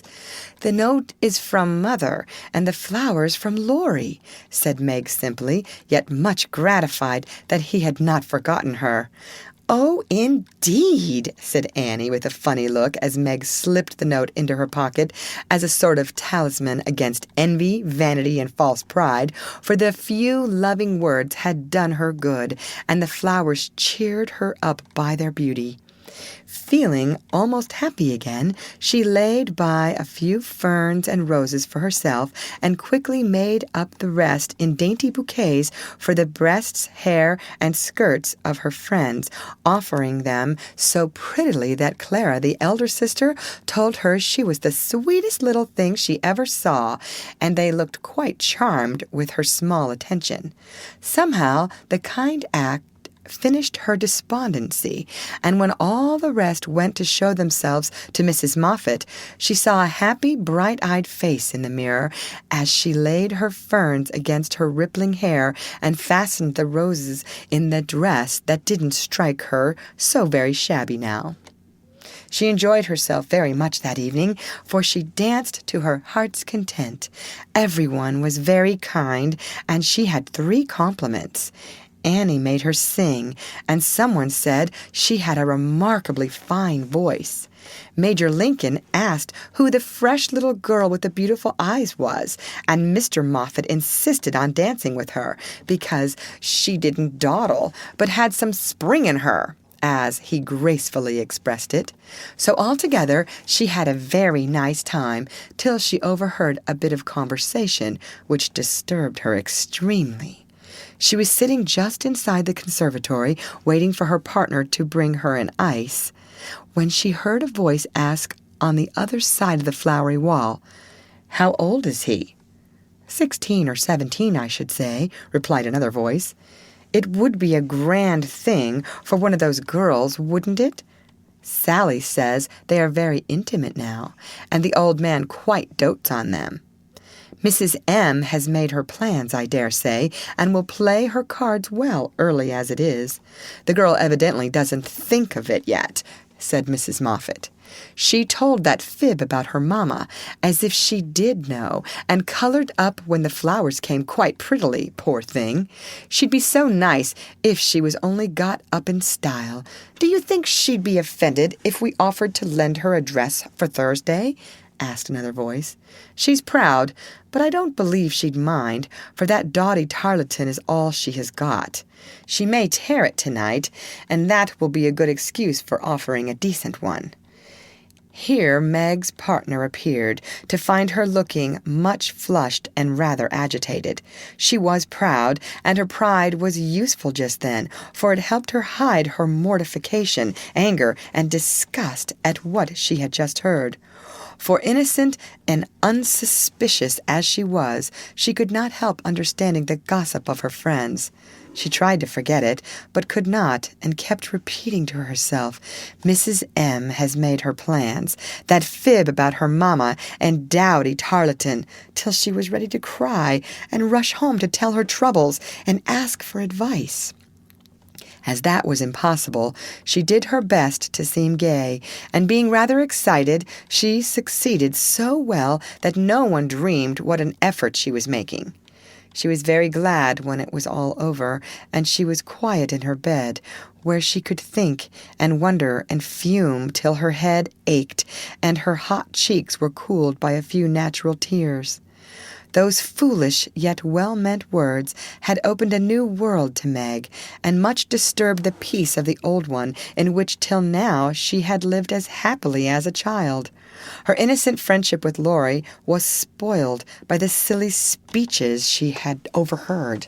Her faith in her mother was a little shaken by the worldly plans attributed to her by Mrs. Moffat, who judged others by herself, and the sensible resolution to be contented with the simple wardrobe which suited a poor man's daughter was weakened by the unnecessary pity of girls who thought a shabby dress one of the greatest calamities under heaven.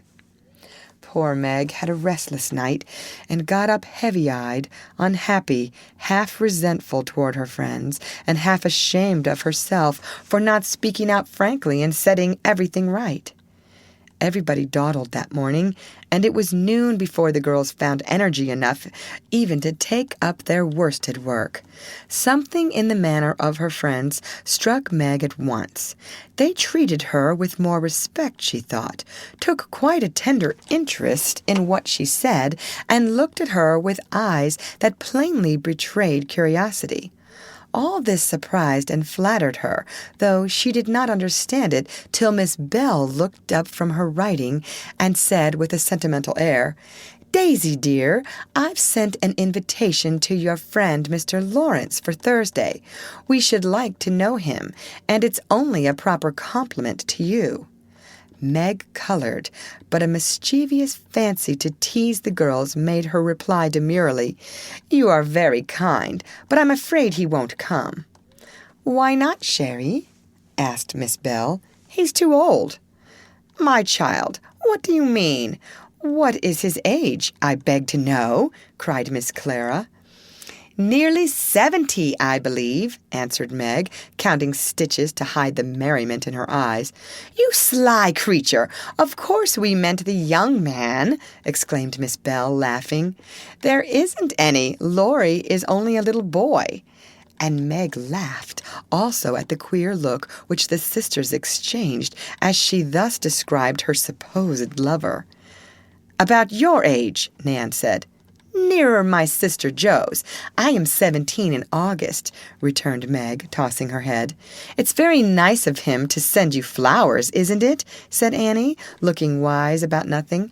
"Yes, he often does, to all of us, for their house is full, and we are so fond of them. My mother and old Mr. Lawrence are friends, you know, so it is quite natural that we children should play together," and Meg hoped they would say no more. "It's evident Daisy isn't out yet," said Miss Clara to Belle with a nod.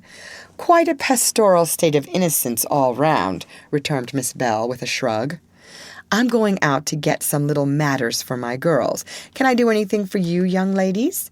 asked Miss Moffat, lumbering in like an elephant in silk and lace. "No, thank you, ma'am," replied Sally. "I've got my new pink silk for Thursday, and don't want a thing." "Nor I," began Meg, but stopped, because it occurred to her that she did want several things, and could not have them. "What shall you wear?" asked Sally. "My old white one again, if I can mend it fit to be seen. It got sadly torn last night," said Meg, trying to speak quite easily, but feeling very uncomfortable. "Why don't you send home for another?" said Sally, who was not an observing young lady. "I haven't got any other." It cost Meg an effort to say that, but Sally did not see it, and exclaimed in amiable surprise, "Only that? How funny!" She did not finish her speech, for Belle shook her head at her and broke in, saying kindly, "Not at all. Where is the use of having a lot of dresses when she isn't out yet? There's no need of sending home Daisy, even if you had a dozen, for I've got a sweet blue silk laid away which I've outgrown, and you shall wear it to please me, won't you, dear?" "You are very kind, but I don't mind my old dress if you don't.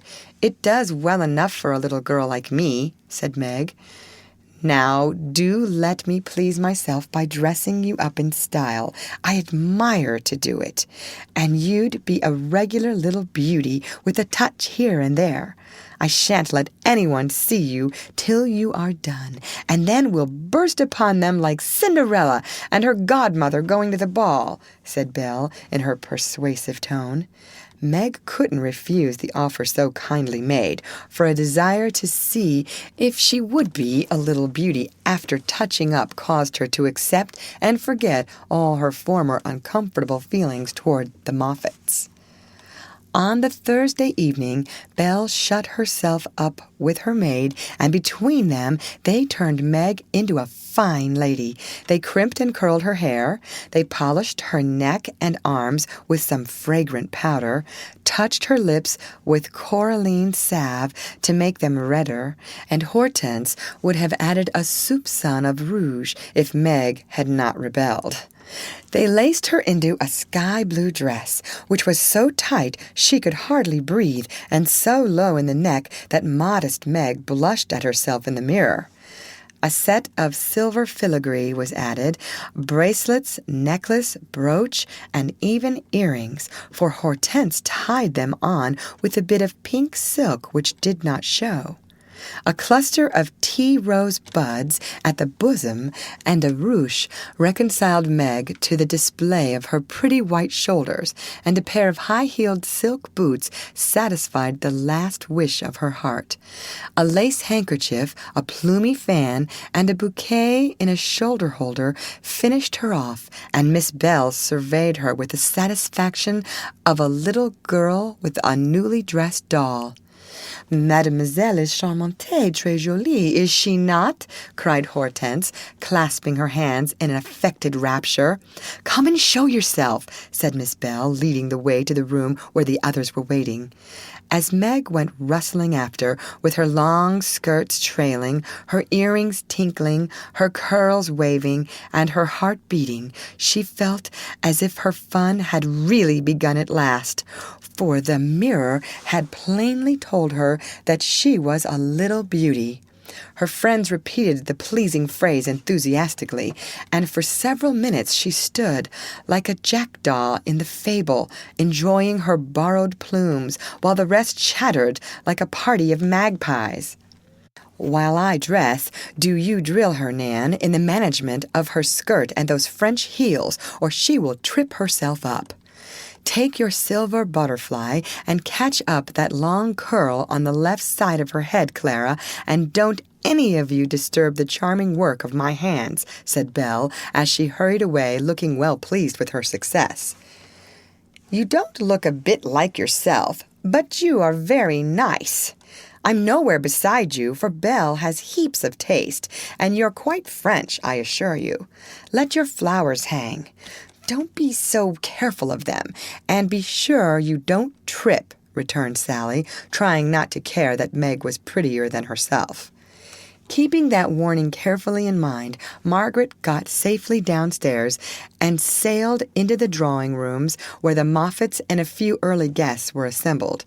She very soon discovered that there is a charm about fine clothes which attracts a certain class of people and secures their respect. Several young ladies who had taken no notice of her before were very affectionate all of a sudden.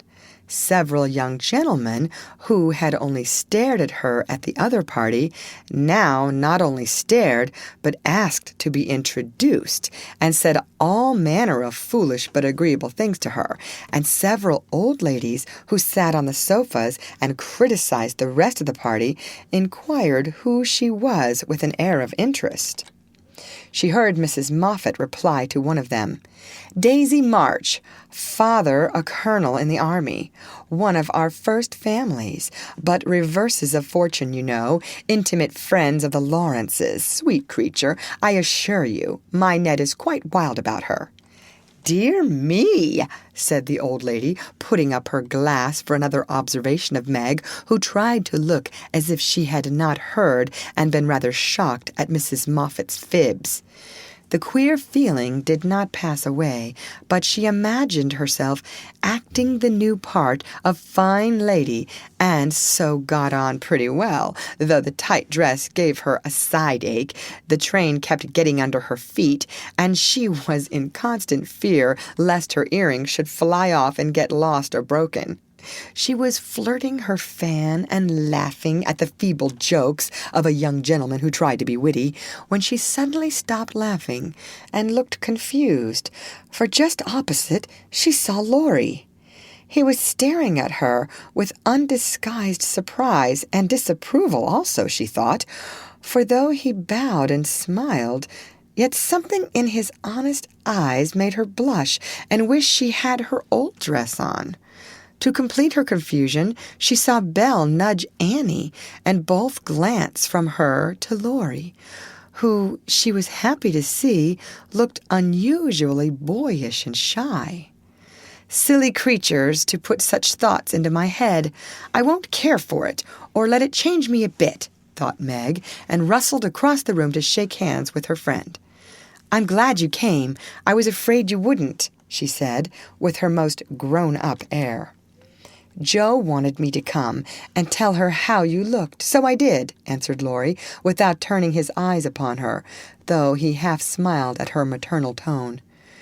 "What shall you tell her?" asked Meg, full of curiosity to know his opinion of her, yet feeling ill at ease with him for the first time. "I shall say I didn't know you, for you look so grown up and unlike yourself I'm quite afraid of you," he said, fumbling at his glove button. "How absurd of you! The girls dressed me up for fun, and I rather like it."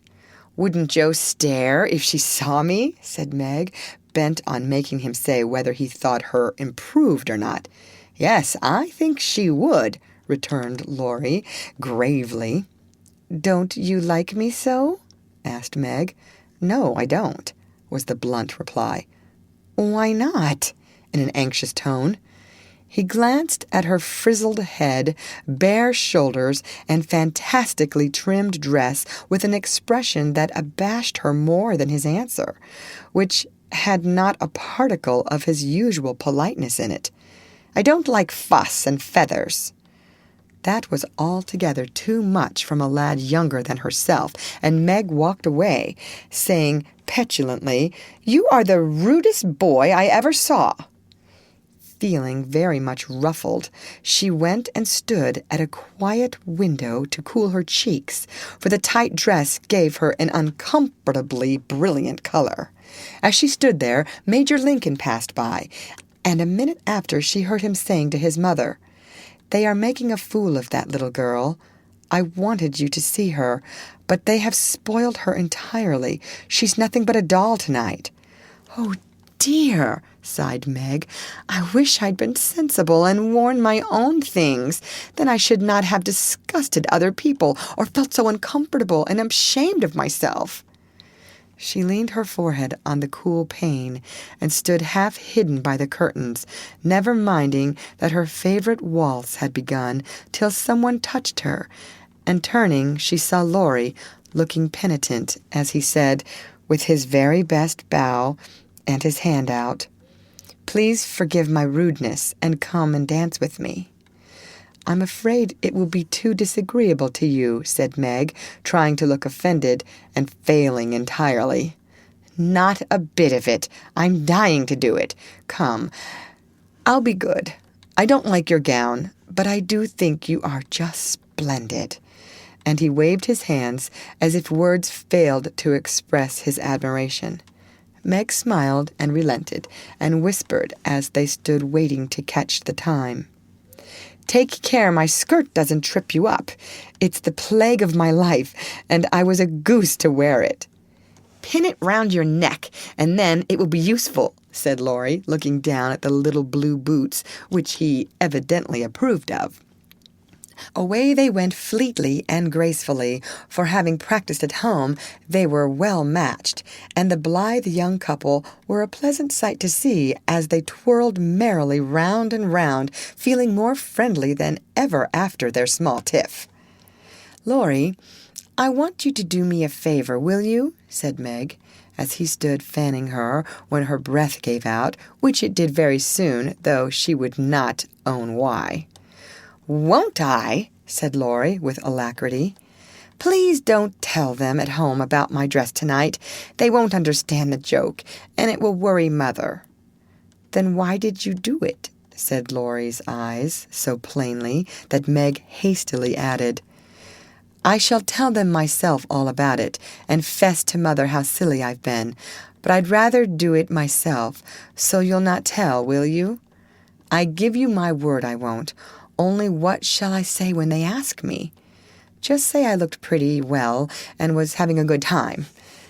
"I'll say the first with all my heart. But how about the other? You don't look as if you were having a good time, are you?" And Laurie looked at her with an expression which made her answer in a whisper, "No, not just now. Don't think I'm horrid. I only wanted a little fun, but this sort doesn't pay, I find, and I'm getting tired of it." "Here comes Ned Moffat. What does he want?" said Laurie, knitting his black brows as if he did not regard his young host in the light of a pleasant addition to the party. "He put his name down for 3 dances, and I suppose he's coming for them. What a bore!" said Meg, assuming a languid air which amused Laurie immensely. He did not speak to her again till supper time, when he saw her drinking champagne with Ned and his friend Fisher, who were behaving like a pair of fools, as Laurie said to himself, for he felt a brotherly sort of right to watch over the marches and fight their battles whenever a defender was needed.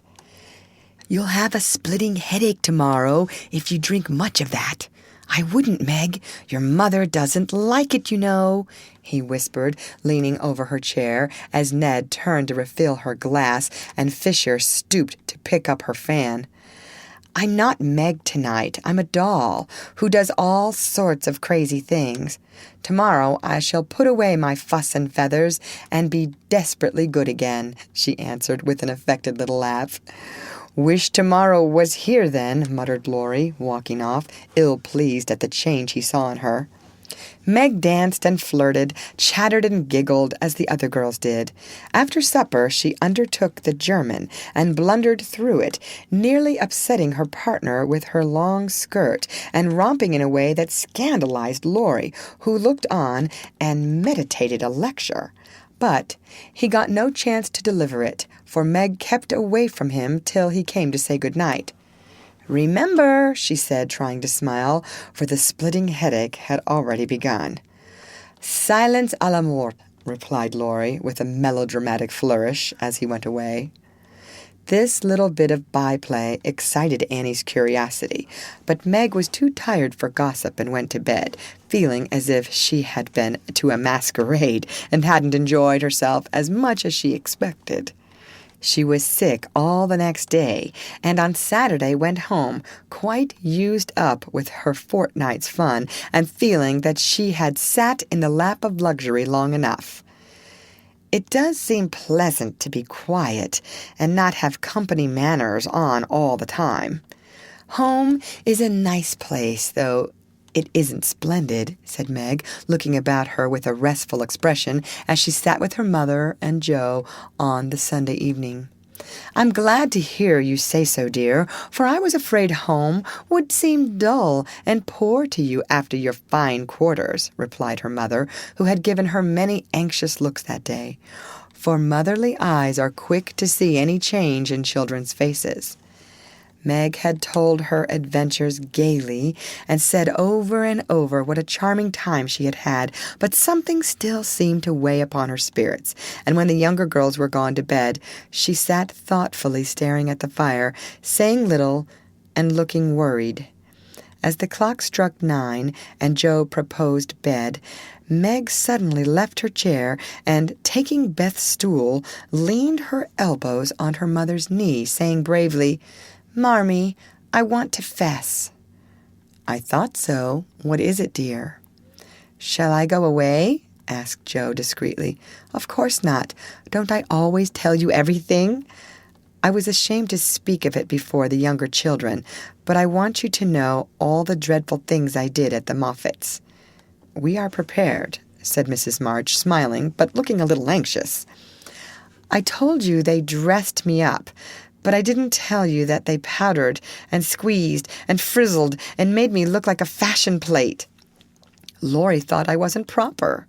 I know he did, though he didn't say so, and one man called me a doll. I knew it was silly, but they flattered me and said I was a beauty and quantities of nonsense, so I let them make a fool of me."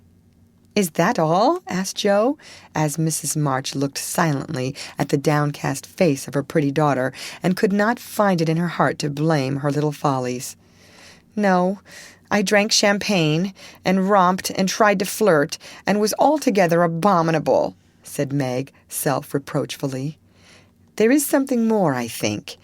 And Mrs. March soothed the soft cheek, which suddenly grew rosy as Meg answered slowly, "Yes, it is very silly, but I want to tell it because I hate to have people say and think such things about us and Laurie." Then she told the various bits of gossip she had heard at the Moffats, and as she spoke, Joe saw her mother fold her lips tightly, as if ill-pleased that such ideas should be put into Meg's innocent mind. "Well, if that isn't the greatest rubbish I ever heard," cried Joe indignantly. "Why didn't you pop out and tell them so on the spot?" "I couldn't. It was so embarrassing for me. I couldn't help hearing it first, and then I was so angry and ashamed I didn't remember that I ought to go away."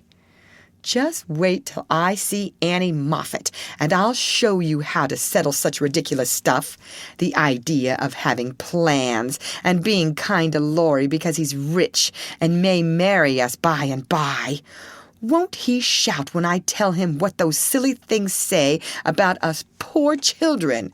And Joe laughed, as if on second thoughts the thing struck her as a good joke. "If you tell Laurie, I'll never forgive you." "She mustn't, must she, Mother?" said Meg, looking distressed. "No, never repeat that foolish gossip, and forget it as soon as you can," said Mrs. March gravely. "I was very unwise to let you go among people of whom I know so little, kind, I dare say, but worldly, ill-bred, and full of these vulgar ideas about young people. I am more sorry than I can express for the mischief this visit may have done you, Meg." "Don't be sorry. I won't let it hurt me. I'll forget all the bad and remember only the good, for I did enjoy a great deal, and thank you very much for letting me go. I'll not be sentimental or dissatisfied, Mother. I know I'm a silly little girl, and I'll stay with you till I'm fit to take care of myself. But it is nice to be praised and admired, and I can't help saying I like it," said Meg, looking half ashamed of the confession. "That is perfectly natural and quite harmless, if the liking does not become a passion and lead one to do foolish or unmaidenly things.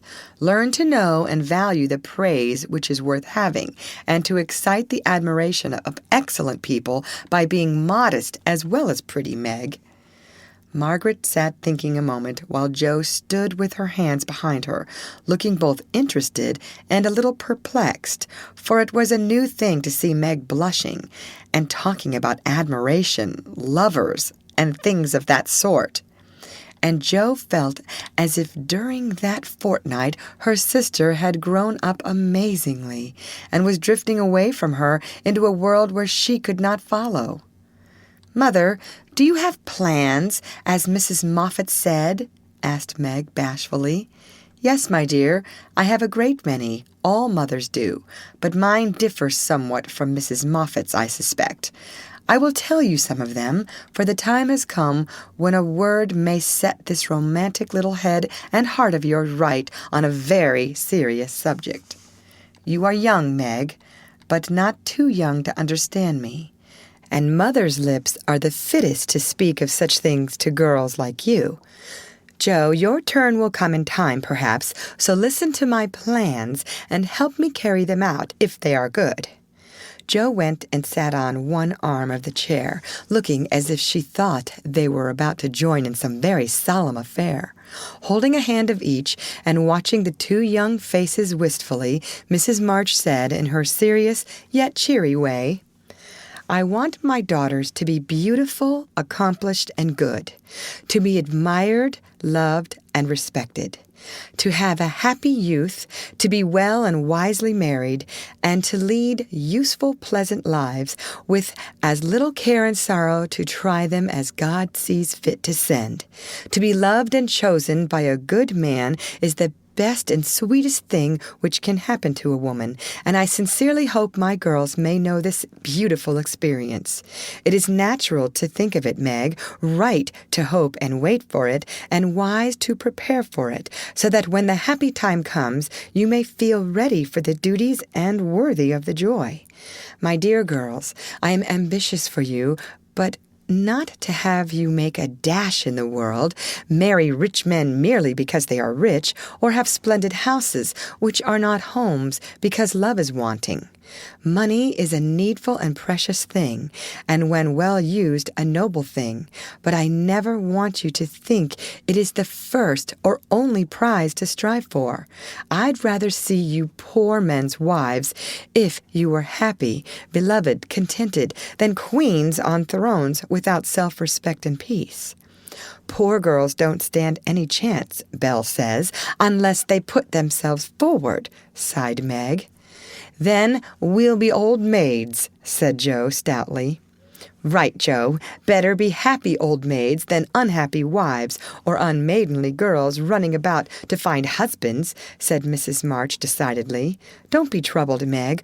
Poverty seldom daunts a sincere lover. Some of the best and most honored women I know were poor girls, but so love-worthy that they were not allowed to be old maids. Leave these things to time. Make this home happy, so that you may be fit for homes of your own, if they are offered you, and contented here if they are not. One thing remember, my girls, Mother is always ready to be your confidant, Father to be your friend, and both of us hope and trust that our daughters, whether married or single, will be the pride and comfort of our lives." "We will, Marmee, we will," cried both with all their hearts as she bade them good night. End of chapter. Read by Lorraine Montgomery for Lit to Go on the web at fcit.usf.edu.